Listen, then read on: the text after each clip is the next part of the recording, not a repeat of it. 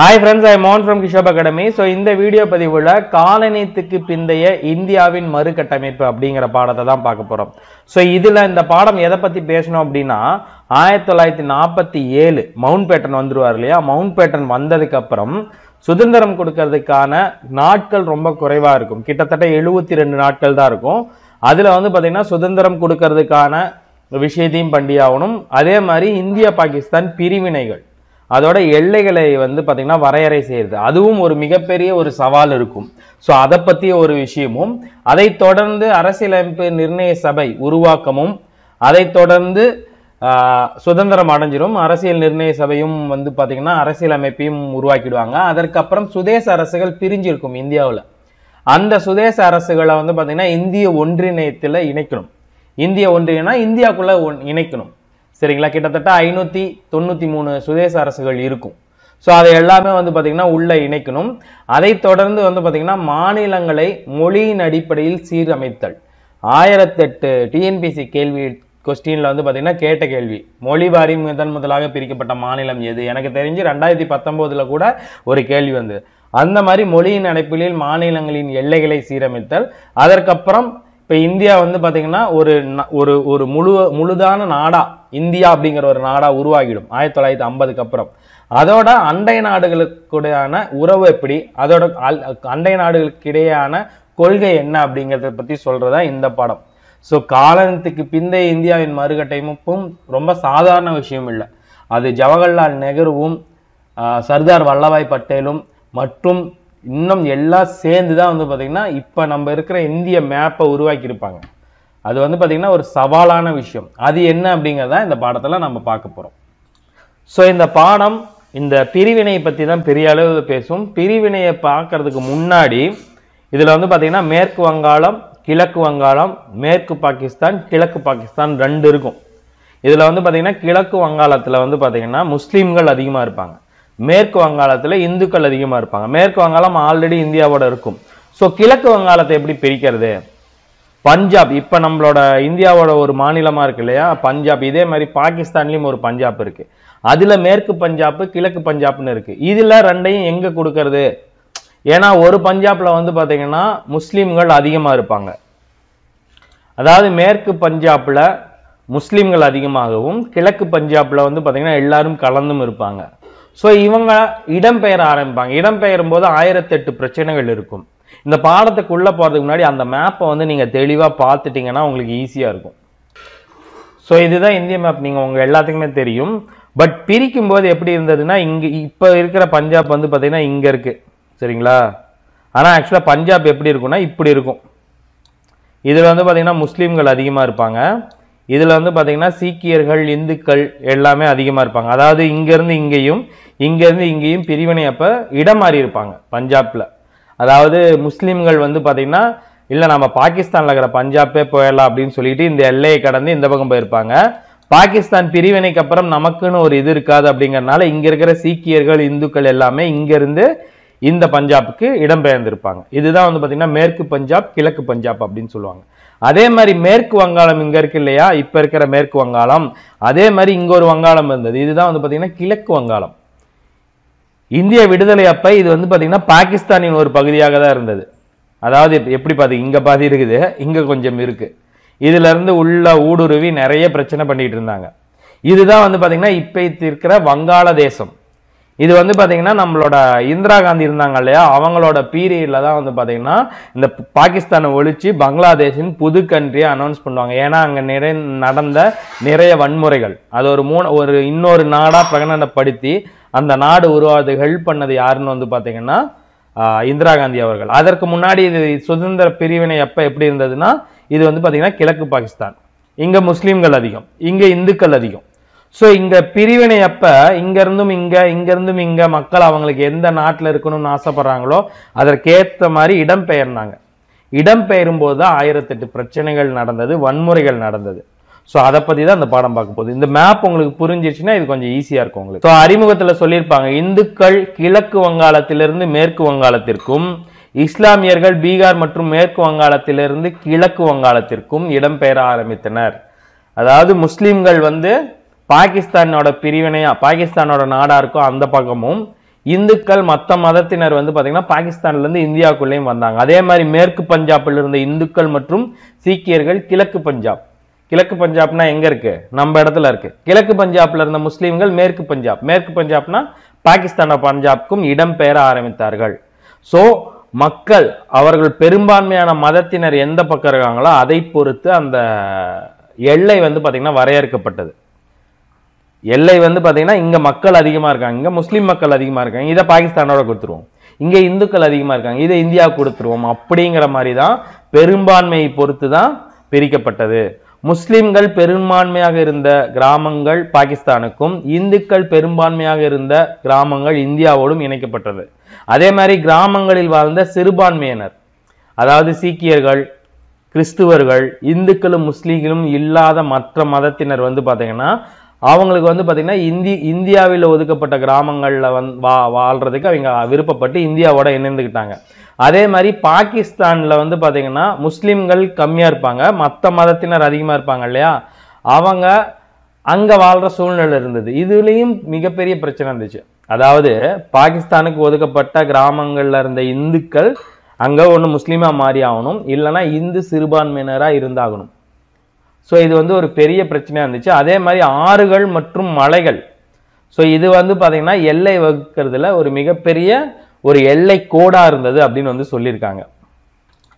So இந்த மாதிரியான மலைகளும் ஆறுகளும் வந்து பாத்தீங்கன்னா எல்லை வகுக்கிறதுல ஒரு முக்கிய பங்கா இருந்துச்சு. ஆனா இதுல என்ன பிரச்சனை இருந்துச்சு, இன்னொரு பிரச்சனை என்ன இருந்துச்சு அப்படின்னு வந்து பாத்தீங்கன்னா முஸ்லிம்கள் பெரும்பான்மையாக உள்ள ஆனால் பாகிஸ்தான் நிலப்பகுதியோடு தொடர்ச்சியாக அமையாத கிராமங்கள். அதாவது பாகிஸ்தான் இப்படி இருக்கு இல்லையா, இது வந்து பாத்தீங்கன்னா முஸ்லிம்கள் இங்க அதிகமா இருப்பாங்க, ஆனா பாகிஸ்தானோட தொடர்ச்சியா இருக்காது, இது இந்தியாவோட இணைந்திருக்கும். அதே மாதிரி இந்துக்கள் அதிகமாக இருந்து இந்தியாவோடு தொடர்ச்சியாக அமையாத கிராமங்களும் எந்த நாட்டோட பக்கத்துல இருக்கோ அந்த நாட்டோட இணைஞ்சிக்கலாம் அப்படிங்கிற ஒரு கொள்கை எடுத்தாங்க. இதுல பஞ்சாபில் தனி மனித அடையாளம், சீக்கியர்கள் வந்து பாத்தீங்கன்னா இந்துக்கள்லயும் சேர மாட்டாங்க, முஸ்லீம்லயும் சேர மாட்டாங்க, அவங்க ஒரு தனி இது, அவங்க தனியா இருந்த அந்த அகாலி தளம் என்ன சொன்னாங்க அப்படின்னா, நாங்க வந்து இந்தியாவோட இணைய விரும்புகிறோம் அப்படின்னு வந்து சொன்னாங்க. சோ ஒரு மாதிரி மக்களை பொறுத்து எல்லைகள் வந்து பாத்தீங்கன்னா வரையறுக்கப்பட்டது. அதற்கப்புறம் அங்க கிளமண்ட் அட்லி, அதாவது இங்கிலாந்துல கிளமண்ட் அட்லி ஆட்சி அமைஞ்சதுக்கு அப்புறம் இங்க இந்தியாவுக்கு சுதந்திரம் கொடுக்கணும் அப்படிங்கறதுக்கான நடவடிக்கைகள் ரொம்ப விரைவா நடந்தது. அவரு அதை பொறுத்து எப்ப இதை அனௌன்ஸ் பண்ணிட்டு இருந்தாருன்னா 1947 பிப்ரவரி 20, போன பாடத்திலேயே பார்த்திருப்போம். லண்டன் பாராளுமன்றத்துல பிரிட்டிஷ் அரசாங்கம் சொல்லும் இந்த மாதிரி 1948 ஜூன் 30க்குள் இந்தியாவுக்கு சுதந்திரம் அளித்து விட்டு இந்தியா விட்டு முற்றிலும் வெளியேறுவோம் அப்படின்னு சொன்னதை மவுண்ட் பேட்டன் இங்க வந்தோம்னா மாறிடும். என்ன சொல்லிடுவாங்கன்னா, ஒரு வருஷத்துக்கு முன்னாடியே 1947 ஆகஸ்ட் 15க்கு முன்னாடியே நாங்க கிளம்பிடுவோம், அப்பயே சுதந்திரம் கொடுத்துருவோம்னு சொல்லிடுவாங்க. ஸோ இதனால வந்து பாத்தீங்கன்னா மவுண்ட் பேட்டனுக்கும் இந்த இந்தியாவையும் பாகிஸ்தானையும் பிரிக்கிறதுக்கான அந்த நிகழ்வும் வந்து பாத்தீங்கன்னா மவுண்ட் பேட்டன் வந்ததுக்கு அப்புறம் வேகம் எடுக்கும், ஸ்பீட் எடுக்கும். சீக்கிரமா இங்கிருந்து போறதா எல்லாத்துக்கும் சேஃப்டி அப்படிங்கிறதுல மவுண்ட் பேட்டன் வந்து பாத்தீங்கன்னா ரொம்ப தீர்க்கமாவே இருப்பாரு. ஸோ இது எல்லாமே போன பாட்டிலேயே கொடுத்துருப்பாங்க. வேவல் பிரபுக்கு அப்புறம் எப்ப வந்து மவுண்ட் பேட்டன் வந்து அரசு பிரதிநிதியா பதவி எடுத்துக்கிட்டாரு. அவர் வந்து ஜூன் 3 திட்டம் 1947 ஜூன் 3 திட்டம் வந்து ஒன்று அனௌன்ஸ் பண்ணியிருப்பாரு. அதுல என்ன சொல்லியிருப்பாருன்னா, 1947 இந்த வருஷம் ஆகஸ்ட் 15லேயே இந்தியாவுக்கு சுதந்திரம் வழங்கிடுவோம், அதோட இந்தியா பாகிஸ்தான் 2 டொமினியன் அரசாங்கங்களையும் அதிகாரத்தை பகிர்ந்து அளிப்பது தான் வந்து பாத்தீங்கன்னா மவுண்ட் பேட்டனோட திட்டம். ஸோ இந்த திட்டத்தை வந்து பாத்தீங்கன்னா எல்லாருமே ஒத்துக்குவாங்க.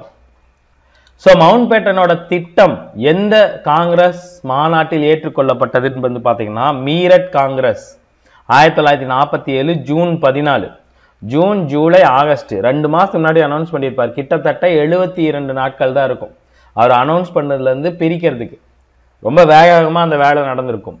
அந்த வேலை யார் பார்த்திருப்பாங்க, அந்த எல்லை வரையறுக்கிறத யார் பார்த்திருப்பாருன்னு வந்து பாத்தீங்கன்னா ராட்க்ளிஃப் அப்படின்னு பார்த்திருப்பாரு. அதனாலதான் இந்திய பாகிஸ்தானுக்கு இடையான எல்லைக்கோடு ராட்க்ளிஃப் எல்லைக்கோடு அப்படின்னு வந்து சொல்லியிருப்பாங்க. சோ பாக்ஸ் ஐட்டம் ஒண்ணு கொடுத்திருப்பாங்க. ஜவஹர்லால் நேரு இருக்காரு இல்லையா, இந்தியாவின் முதல் பிரதமர், அவர் வந்து 1947 ஆகஸ்ட் 15 அந்த சுதந்திரம் கிடைத்த நள்ளிரவுல வந்து பாத்தீங்கன்னா அரசியல் நிர்ணய சபை உறுப்பினர்கிட்ட ஒரு உரையாட்டிருப்பாரு. ரொம்ப புகழ்பெற்ற உரை. அதுல வந்து பாத்தீங்கன்னா இந்தியாவிற்கான திட்டத்தையும் லட்சியத்தையும் குறிப்பிட்டதோடு அது வந்து பாத்தீங்கன்னா அது ஒரு விஷயம் ஒன்று சொல்லியிருப்பார், ரொம்ப அழகா இருக்கும். நீண்ட காலத்திற்கு முன்னர் நாம் ஒரு விதியோடு ஒரு ஒப்பந்தம் செய்தோம். இப்போது அந்த வாக்குறுதிகளை முழுமையாக அல்லது முழு அளவில் ஆனால் மிகவும் கணிசமாக மீட்கும் நேரம் வந்துவிட்டது. அதற்கப்புறம் இன்னும் நிறைய பேசியிருப்பாரு சரிங்களா. ஆனா இது வந்து பாத்தீங்கன்னா இந்த கோட் ரொம்ப முக்கியம். இதை கொடுத்துட்டு இதை யார் சொன்னாங்கன்னு கூட கேள்விகள் வரலாம். யாருன்னு வந்து பாத்தீங்கன்னா ஜவஹர்லால் நேரு. ஓகே, இப்ப வந்து பாத்தீங்கன்னா பிரிவினை, முதல்ல வந்து பாத்தீங்கன்னா பிரிவினையை ரொம்ப தீவிரமா எதிர்த்திருப்பாரு. யாருன்னு வந்து பாத்தீங்கன்னா காந்தியடிகள். அதற்கப்புறம் காந்தியடிகளுக்கு தெரிஞ்சு போயிடும், ஒன்னா இந்து முஸ்லீமும் ஒரே நாட்டுல பாகிஸ்தான் பிரிவினை இல்லாம சேர்ந்து வாழ்றது வந்து பாத்தீங்கன்னா வேற வழியே இல்லை. ஏன் அப்படின்னு வந்து பாத்தீங்கன்னா கலவரங்கள் நிறைய வெடிக்க ஆரம்பிக்கும். பஞ்சாப்லயும் வங்காளத்திலையும் ஏற்பட்ட கலவரத்துல ரத்த ஆறு ஓடும். அதுல வந்து பாத்தீங்கன்னா இந்துக்களும் இதுவரைக்கும் சுதந்திரத்துக்காக போராடிய மக்கள் மதத்தின் பேரில் தனித்தனியா பிரிஞ்சு நிக்கிறத பார்த்த காந்தியடிகள் ஒரு முடிவுக்கு வந்துருவாரு. ஓகே, இதுக்கப்புறம் ரெண்டு பேரும் சேர்ந்து வாழ்றதுக்கு வேற வழியே இல்லை, பிரிவினை தான் ஒரே ஆப்ஷன் அப்படிங்கிற முடிவுக்கு காந்தியடிகள் வந்துருவாரு. அதற்கு காரணம் பஞ்சாபிலும் வங்காளத்திலும் ஏற்பட்ட வன்முறைகள். சோ அந்த வன்முறைகளை தொடர்ந்து இந்தியா பாகிஸ்தான் பிரியக்கூடாது அப்படின்னு சொல்லி நேரடியா நின்றுட்டு இருந்த காந்தியடிகளை வந்து பாத்தீங்கன்னா கொன்றுவாங்க 1948 ஜனவரி 30. ஸோ காந்தியடிகள் படுகொலை செய்யப்பட்ட தினமும் ரொம்ப முக்கியம், ஞாபகம் வச்சுங்க. அது ஒரே ஒரு இடத்துல மட்டும் கொடுத்திருப்பாங்க. பிரிவினையின் விளைவுகள். ஸோ பிரிவினைக்கு அப்புறம் இந்தியாவுக்கு முன்னாடி என்னென்ன சவால்கள் இருந்ததுன்னு வந்து பாத்தீங்கன்னா பிரிவினையை சமாளிக்கணும். ஸோ பிரிஞ்சு போனதுக்கு அப்புறம் வந்து பாத்தீங்கன்னா இந்து முஸ்லீமோட அந்த ஒரு போக்கு வந்து பாத்தீங்கன்னா இன்னும் இருக்கும், அதை சமாளிக்கணும். பொருளாதார திட்டமிடணும், மொத்தத்தையும் சுரண்டிட்டு போயிட்டானுங்க. ஒரு 200 வருஷம் 300 வருஷம் இருந்து மொத்தத்தையும் சுரண்டிட்டு போயிட்டானுங்க. பொருளாதார திட்டமிடணும். கல்வி முறை, ஆங்கிலேய மேலை நாட்டு கல்வி முறையா நாட்டு கல்வி முறையா, அதை வந்து பாத்தீங்கன்னா சீரமைக்கணும். அதே மாதிரி இந்திய போராட்டத்தில் முக்கியமான ஒரு அம்சமாக இருந்த அரசியல் அமைப்பை உருவாக்கணும். அது வந்து பாத்தீங்கன்னா எல்லாத்துக்கும் மிகப்பெரிய சவால். அதை ஒண்டியாலா பண்ணது வந்து பாத்தீங்கன்னா அம்பேத்கர். அந்த நிர்ணய சபை சரிங்களா, அதை வந்து பாத்தீங்கன்னா உருவாக்கணும். அதுக்கப்புறம் வந்து பாத்தீங்கன்னா 593 சுதேச அரசுகள் இருக்கும். 93 92 வெவ்வேறு பரப்பளவுல சுதேச அரசுகள்னா மன்னர் வகையில, அது எல்லாத்தையும் இந்திய கண்டத்தோட இந்தியாவோட இணைத்து இந்தியா அப்படிங்கிற ஒரு நாடை வந்து பாத்தீங்கன்னா கொண்டு வரணும். தேசிய அரசின் சேவைகள், ஏன்னா இவங்க இப்பதான் வந்து புதுசா ஒரு அரசையை நிறுவுறாங்க. அரசுக்கான வேலை என்ன, அதன் மூலமா மக்களுக்கு வந்து என்னென்ன பணிகளை செய்ய முடியும், இந்த மாதிரியான விஷயங்களை பண்ணணும். மொழியின் அடிப்படையில வந்து பாத்தீங்கன்னா பிரிஞ்சிருக்கிற மக்களை மேலும் வந்து பிரிவினை இல்லாம மொழியின் அடிப்படையில அந்த மாநிலங்களை பிரிக்கணும். இறையாண்மை சகோதரத்துவம் இது எல்லாத்தையும் வளர்த்தணும். வெளியுறவு கொள்கையை வந்து பாத்தீங்கன்னா உருவாக்கணும். இந்த மாதிரி எக்கச்சக்க சவால்கள் சுதந்திரம் பெற்ற பின் வந்து பாத்தீங்கன்னா இந்தியாவுக்கு முன்னாடி இருந்தது. சோ பாகிஸ்தான் பிரிவினை அப்படின்னு சொல்லி எந்த வருஷத்துல கூவ ஆரம்பிச்சாங்க, அதாவது இந்த முஸ்லீம் லீக் எந்த காலத்துல வந்து பாத்தீங்கன்னா கேட்க ஆரம்பிச்சாங்கன்னா ஒரு 7 வருஷங்களுக்கு முன்னாடி. அது ஆல்ரெடி நாம பார்த்திருப்போம். 1940 மார்ச்சில் நடந்த லாகூர் மாநாட்டிலேயே முஸ்லீம் லீக் பாகிஸ்தான் யூனியன் அப்படிங்கிற தனி நாடு வேணும் அப்படின்னு சொல்ல ஆரம்பிச்சிருப்பாங்க. அதை உறுதிப்படுத்தியது 1947 ஜூன் 3 மவுண்ட் பேட்டன் ரிலீஸ் பண்ண அந்த மவுண்ட் பேட்டன் திட்டம். அதை தொடர்ந்து ஆகஸ்ட் 15 சுதந்திரம் அனௌன்ஸ் பண்ணிடுவாங்க. ஸோ இந்த ஜூன் 3 திட்டத்துக்கும் ஆகஸ்ட் 15க்கும் இடையில எத்தனை நாள் இருந்துச்சுன்னு வந்து பாத்தீங்கன்னா 72 நாட்கள் மட்டுமே இருந்தது.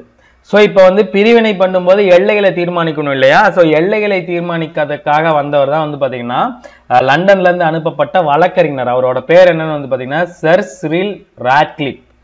இவருக்கு இந்த பிரிவினையில ஏதாவது அனுபவம் இருக்கான்னு கேட்டீங்கன்னா எந்த அனுபவமும் கிடையாது. எந்த ஒரு முன் அனுபவமும் இல்லாத ஒரு வழக்கறிஞரை லண்டன் அரசாங்கம் அனுப்பியிருக்கும். எதுக்கு? இந்தியா பாகிஸ்தான் அந்த எல்லையை வரையறுக்கிறதுக்கு. நல்லவேளை நம்மளோட பூகோள ரீதியா மலைகளும் கடல்களும் மொழி சார்ந்து மதம் சார்ந்த மக்களும் பிரிஞ்சதுனால 72 நாள்ல அது வந்து சாத்தியமானது. ஸோ இதுல நீங்க தெரிஞ்சுக்க வேண்டியது என்ன, சர் சிரில் ராட்க்ளிஃப் அப்படிங்கிறதான் இந்திய பாகிஸ்தான் எல்லை கோடை நிறுவியவர் சரிங்களா. அவர் வந்து பாத்தீங்கன்னா ஒரு வழக்கறிஞர், லண்டனில் புகழ்பெற்ற ஒரு வழக்கறிஞர். ஜூன் 3 சொல்லியிருப்பாங்க இல்லையா, ஜூன் 3 திட்டம் வந்து பாத்தீங்கன்னா இது பண்ணிருப்பாங்க, சம்மதிச்சிருக்கும் காங்கிரஸ். அதை தொடர்ந்து ஜூலை 8 வந்திருப்பாரு. ஜூலை 8 வந்துட்டு ஆகஸ்ட் 15க்குள்ள அந்த எல்லையை பிரிச்சாகணும். பஞ்சாப், வங்காளம் இரண்டும் தான் மிகப்பெரிய ஒரு பிரச்சனையா இருந்துச்சு. கிழக்கு வங்காளம், மேற்கு வங்காளம். சோ சர் சிரில் ராட்க்ளிஃப் அவர் பிரிச்சிருப்பார் இல்லையா, அது எந்த மக்கள் தொகையின் படி கணக்கெடுப்பின்படி பிரிக்கப்பட்டதுன்னு வந்து பாத்தீங்கன்னா 1941ஆம் ஆண்டு எடுக்கப்பட்ட மக்கள் தொகை கணக்கெடுப்பின்படி அந்த கிராமங்கள் வந்து பாத்தீங்கன்னா எல்லை ஆணையத்தின்படி பிரிக்கப்பட்டது. சோ இந்த எல்லை ஆணையம் எத்தனை வாரகால அவகாசம் இருந்துச்சுன்னா 5 வார காலம் தான் அவகாசம் இருந்துச்சு. ஏன்னா ஜூலை தான் வந்திருப்பாரு, ஜூலை 8ல வந்திருப்பாரு, ஆகஸ்ட் 15க்குள்ள பிரிச்சிடணும், 5 வாரம் தான் இருக்கும். சோ 2ஆம் உலகப் போரின் நடுவே எடுக்கப்பட்ட அந்த மக்கள் தொகை கணக்கெடுப்பின்படி பிரிக்கப்பட்டதுனால 1008 பிரச்சனைகளும் இருந்தது. எந்த மக்கள் தொகை கணக்கெடுப்பின்படி எல்லையில் இருக்கிற மாவட்டங்கள் அந்த மக்கள்கள் பிரிக்கப்பட்டாங்கன்னு வந்து பாத்தீங்கன்னா 1941ஆம் ஆண்டு எடுக்கப்பட்ட மக்கள் தொகை கணக்கெடுப்பு. அது ரொம்ப முக்கியம், பார்த்துங்க. சோ இந்த ராட்க்ளிஃப் இருக்கார் இல்லையா, அவர் என்ன சொன்னார்னா, எல்லை கோட்டின் அடிப்படையில் எல்லைகளை வரையறுக்கும் பணியை சுதந்திரம் வழங்கப்பட்ட பின் இந்தியா, பாகிஸ்தான் ஆகிய நாடுகள் மேற்கொள்ளலாம். எல்லை பிரிச்சு விட்டுருவாங்க, அந்த எல்லையை வந்து பாத்தீங்கன்னா கோடு போடுறது, அதுல வந்து வேலி கம்பிகள் அமைக்கிறது, அந்த மக்கள்கள் வந்து பாத்தீங்கன்னா மக்களோட கணக்கெடுப்பை இது பண்றது எல்லாமே சுதந்திரம் பார்த்ததுக்கு அப்புறம் நீங்க பாத்துங்க. எங்களுக்கு இருக்கிற டைம்ல நாங்க எல்லை கோட்டுகளோட எல்லையை வந்து பாத்தீங்கன்னா வரையறுத்துறோம், எல்லைகளை வந்து பாத்தீங்கன்னா பிரிச்சுறோம். அதை வரையறுக்கும் பணியை சுதந்திரம் வழங்கப்பட்ட பின் இரு நாடுகளும் மேற்கொள்ளலாம் அப்படின்னு வந்து சொல்லிடுறாங்க. அதாவது ஆகஸ்ட் 14 1947 ஆகஸ்ட் 14 வந்து பாத்தீங்கன்னா பாகிஸ்தானுக்கு சுதந்திரம், 15 வந்து பாத்தீங்கன்னா இந்தியாவுக்கு சுதந்திரம். இந்த இரு நாடுகளும் சுதந்திரம் கொண்டாடும் நாள்ல கூட புதிய வரைபடம் பத்தி எந்த ஒரு தெளிவான வரையறையும் ஆங்கிலேயர்கள் கொடுக்கவில்லை. அது மட்டும் இல்லாம ராட்க்ளிஃபோட அறிவிப்பு பல முரண்பாடுகளை கொண்டிருந்தது. மேற்கு பஞ்சாப் பாகிஸ்தானோடு இணையும் என்ற தீர்மானத்தை பஞ்சாப் மாகாண சட்டமன்றம் வந்து பாத்தீங்கன்னா நிறைவேற்றிருந்துச்சு. அதே மாதிரி இந்த பக்கம் இருக்கிற சிந்து, பலுதிஸ்தான், வடமேற்கு எல்லைப்புற மாகாணங்கள் என்னன்னா பாகிஸ்தானோடு இணையும் அப்படிங்கிற தீர்மானத்தையும் நிறைவேற்றினர். அதே மாதிரி வங்காள சட்டமன்றம் அந்த மாகாணத்தின் கிழக்கு பகுதி இருக்கு இல்லையா, கிழக்கு பகுதி பாகிஸ்தானோட இணையும் அப்படிங்கிற மாதிரியான விஷயங்களை வந்து பாத்தீங்கன்னா அந்த சட்டமன்றமும் நிறைவேற்றியது. சோ அதற்கப்புறம் இந்த பேராகிராஃப்ல வந்து பாத்தீங்கன்னா எந்தெந்த பகுதிகள் எந்தெந்த அளவுகள்ல இணைக்கப்பட்டது, எந்தெந்த நாட்டோட இணைக்கப்பட்டதுன்னு கொடுத்திருப்பாங்க. பஞ்சாபோட 62 சதுர மைல்கள் கொண்ட நிலம் வந்து பாத்தீங்கன்னா பாகிஸ்தானுக்கு கொடுக்கப்பட்டது. ஏன்னா முஸ்லிம்கள் அதிகமா இருப்பாங்க, கிட்டத்தட்ட 1.58 crore மக்கள் இருப்பாங்க. அதுல 1.18, அதாவது 40 லட்சம் மட்டும்தான் இந்தியர்கள், அதாவது இந்துக்கள். மீதி 1,18,00,000 எத்தனை பேர் யாருன்னு வந்து பாத்தீங்கன்னா முஸ்லிம்கள். சோ அதுல என்ன பண்ணுவாங்க அப்படின்னா மேற்கு பஞ்சாப் பாகிஸ்தானோட இணையும். இதுல வந்து பாத்தீங்கன்னா அந்த 18 லட்சம் பேர் 40 லட்சம் பேர் இருக்காங்க இல்லையா, அவங்க சிறுபான்மையினராக இந்து சிறுபான்மையினராக பாகிஸ்தானில் வாழ வேண்டிய ஒரு சிச்சுவேஷன். அதே மாதிரி கிழக்கு பஞ்சாப்ல 37,000 சதுர அடி நிலப்பரப்பு வந்து பாத்தீங்கன்னா இந்தியாவோட இணைக்கப்பட்டது. அதுல மொத்தம் மக்கள் தொகை எத்தனைன்னு வந்து பாத்தீங்கன்னா 1.26 crore, அதாவது 1,26,00,000 பேர், 26 லட்சம். அதுல வந்து பாத்தீங்கன்னா 43 லட்சம் பேர் வந்து பாத்தீங்கன்னா முஸ்லிம்கள். இவங்க முஸ்லிம் சிறுபான்மையரா இந்தியாவுக்குள்ள இருக்க வேண்டிய ஒரு நிலைமை. சோ இதுல இந்த நிலைமை சமாளிக்க என்ன பண்ணாங்க அப்படின்னா மக்கள்கள் இடம் மாற ஆரம்பிச்சாங்க, வேற வழி இல்லை. சோ இந்த எண்ணிக்கைகளை மட்டும் நீங்க ஞாபகம் வச்சுக்கீங்க. சோ பஞ்சாப் பிரிக்கும் போது மட்டும் இந்த சிக்கல்கள் இருந்துச்சான்னு கேட்டீங்கன்னா இல்ல, மேற்கு வங்காளமும் கிழக்கு வங்காளமும் பிரிக்கும் போதும் இந்த சிக்கல்கள் இருந்துச்சு. மேற்கு வங்காளத்துல 28,000 சதுர மைல்கள், கிட்டத்தட்ட 21,20,000 பேர் வந்து பாத்தீங்கன்னா மக்கள் தொகை கொண்டதா இருந்தது. இதுல வந்து பாத்தீங்கன்னா 5,30,000 பேர் முஸ்லிம்கள், 4ல ஒரு பங்கு, சாரி 5ல ஒரு பங்குன்னு வச்சுங்களேன். அதுல வந்து பாத்தீங்கன்னா முஸ்லிம்கள், மீதி இருக்கிறவங்க வந்து பாத்தீங்கன்னா இந்துக்கள். அவங்க வந்து பாத்தீங்கன்னா இந்தியாவோட இணைய ஆரம்பிச்சாங்க. இதே மாதிரி பழைய வங்காள மாநிலத்தின் 49,400 சதுர மைல்கள், கிட்டத்தட்ட 3,91,00,000 மக்கள் தொகை கொண்ட பகுதியை பாகிஸ்தானுக்கு வழங்கியது. கிழக்கு வங்காளம் அதை வந்து பாத்தீங்கன்னா பாகிஸ்தான் வழங்கியது. அதுல வந்து பாத்தீங்கன்னா 2,77,00,000 பேர் வந்து பாத்தீங்கன்னா முஸ்லிம்கள், பேலன்ஸ் இருக்கிறவங்க இந்துக்கள், கிட்டத்தட்ட 30% இந்துக்கள் இருந்தாங்க. அவங்க அப்படியே பாகிஸ்தானுக்கு போயிட்டாங்க. சோ இந்த மக்கள் தொகை அடிப்படையின் பேரில் இந்த மாநிலங்களை பிரிக்கிறது ஒரு மிகப்பெரிய ஒரு பிரச்சனையாவே இருந்துச்சு. ஏன்னா எப்படி பார்த்து நீங்க பிரிச்சீங்கனாலும் சிறுபான்மையினரான மக்கள் வந்து பாத்தீங்கன்னா அந்தந்த மாநில அந்தந்த நாட்டுல வாழ வேண்டிய விஷயம். அதாவது மேற்கு பஞ்சாப்ல முஸ்லிம்கள் அதிகமா இருக்காங்க, பாகிஸ்தானுக்கு கொடுத்தாச்சு. அதுல இருக்கிற இந்துக்கள் என்ன பண்ணுவீங்க, ஒண்ணுமே பண்ண முடியல. பிரிக்கும் போது இந்த மாதிரியான நிறைய குளறுபடிகள் இருந்தது. சோ இதுல என்னென்ன குளறுபடிகள் இருந்ததுன்னா அசாமின் சில்கட்டு, குல்னா மாவட்டம், சிட்டகாங் குன்பகுதி, இது எல்லாமே வந்து பாத்தீங்கன்னா வங்காள மாநிலத்திலிருந்து பிரிக்கப்பட்ட வடகிழக்கு மாகாணங்கள். இதை எங்க கொடுக்கறதுங்கிற ஒரு பிரச்சனை இருந்துச்சு. இதே மாதிரி முஸ்லிம்கள், வங்காளத்துல முஸ்லிம்கள் அதிகமாக இருந்த முர்ஷிதாபாத், மால்டா, நாடியா ஆகிய மாவட்டங்களை இந்தியா கொடுத்துட்டார். அங்க முஸ்லிம்கள் அதிகம், பாகிஸ்தானுக்கு தான் கொடுத்துருக்கணும், இந்தியா கொடுத்துட்டாங்க. இந்த மாதிரி 1008 குளறுபடிகள் இந்த பிரிவினையின் போது நடந்துச்சு. ஏன்னா மக்கள் தொகை கணக்கெடுப்பு சரியா இல்லை. அது மட்டும் இல்லாம இப்ப 1.5 கோடி பேர் இருக்காங்கன்னா 1,40,00,000 பேர் வந்து பாத்தீங்கன்னா முஸ்லீம்களா இருக்காங்க, பாகிஸ்தானுக்கு கொடுத்துடலாம். மீதி 10 லட்சம் பேர் என்ன பண்ணுவீங்க? 10 லட்சம் பேர்த்த இடம்பெயர் செய்யணும்னா எவ்வளவு பெரிய பிரச்சனை. பாகிஸ்தான்ல இந்துக்களுக்கு என்ன மாதிரியான பாதுகாப்புகள் இருக்க போகுது? ரொம்ப கலவரங்களும் அங்க நிறைய பேரும் கொல்லப்பட்டாங்க இந்த பிரிவினையின் போது. சுதந்திரத்தை கொடுத்துட்டு எல்லைகளை நீங்களே வகுத்துங்க அப்படிங்கிற மாதிரி இரு அரசாங்கத்திட்டையும் பொறுப்பு கொடுத்துட்டு பிரிட்டிஷ் அரசாங்கம் நவுந்துக்குச்சு. இதுல பெரிய பிரச்சனையாக இருந்தது இந்த மேற்கு பஞ்சாப் பிரச்சனையும் வங்காள பிரச்சனையும். என்ன சொல்லியிருக்காங்க அப்படின்னா, இந்தியாவில் 42 மில்லியன் முஸ்லிம்கள், 42 மில்லியன்னா எவ்வளவு? கிட்டத்தட்ட 4.25 கோடி முஸ்லிம்கள் இருந்திருக்காங்க. பாகிஸ்தான்ல 20 மில்லியன் முஸ்லிம் அல்லாதவர்கள், இந்துக்கள், சீக்கியர்கள், அதாவது 2 கோடி. இங்க வந்து பாத்தீங்கன்னா 4.25 கோடி முஸ்லிம்கள் இருந்திருக்காங்க. அங்க 2 கோடி வந்து பாத்தீங்கன்னா முஸ்லிம் அல்லாத மத்த இனத்தினர் இருந்திருக்காங்க. இவங்களுக்கு இடையேயான வன்முறைகளும் உயிர் பலிகளும் வந்து பாத்தீங்கன்னா எக்கச்சக்கம். எதிர்பார்த்த மாதிரியே அதிகார மாற்றங்கள் அமைதியா வந்து பாத்தீங்கன்னா நடக்கல, ரொம்ப மோசமா தான் நடந்தது. ஏன்னா இந்த ராயல் கப்பற்படை கழகம், INA வழக்கு அப்படின்னா அந்த முந்தைய பாடத்தில் நம்ம பார்த்தோம் இல்லையா, இந்த இந்திய தேசிய ராணுவத்தின் அந்த 3 பேரை பிடிச்சி விசாரிச்சுட்டு இருப்பாங்க டெல்லி செங்கோட்டையில. அந்த மாதிரி சமயத்துல ஒற்றுமையாக இருந்த இந்து முஸ்லிம் அதற்கப்புறம் எல்லைகளை பிரிக்கும் போது 2ஆ பிரிஞ்சு எரிமலை மாதிரி வெடிச்சுக்கிட்டு இருந்தது அந்த பிரிவினை பிரச்சனை. 1947 ஆகஸ்ட் 15 அன்னைக்கு சுதந்திரம் கிடைச்ச அன்னைக்கே வந்து பாத்தீங்கன்னா பிரிவினைகளும் வன்முறைகளும் ஏகப்பட்ட அளவுல நடந்தது டெல்லிக்கு பக்கத்திலேயே. ஏன்னா 2 பக்கமும் பிரிஞ்சாச்சு. இதுக்கப்புறம் அவங்க இடத்துக்கு போகணும் இல்லையா. இந்துக்கள் அதிகமா இருக்கிறவங்க எல்லாமே முஸ்லீம்களை துரத்த பார்த்தாங்க, முஸ்லீம்கள் அதிகமா இருக்கிற எல்லாருமே முஸ்லீம் அல்லாத மத்த இனத்தை துரத்த பார்த்தாங்க.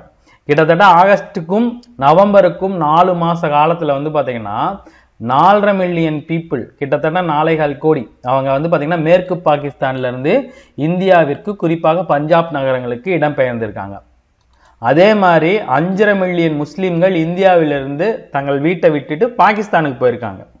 அங்கிருந்து இங்கேயும், இங்கிருந்து வந்தவங்களும் அந்த சுதந்திரம் அடைஞ்சதுக்கு அப்புறம் ரொம்ப அதிகம். இவங்க வரும்போது அந்த எல்லைகள் இருக்கு இல்லையா, வங்காளத்திலும் பஞ்சாபிலும், அந்த எல்லைகள்ல வந்து பாத்தீங்கன்னா மிகப்பெரிய அளவு இடம்பெயர்வு நடந்தது, மிகப்பெரிய அளவில் வன்முறைகள் நகர்ந்தன.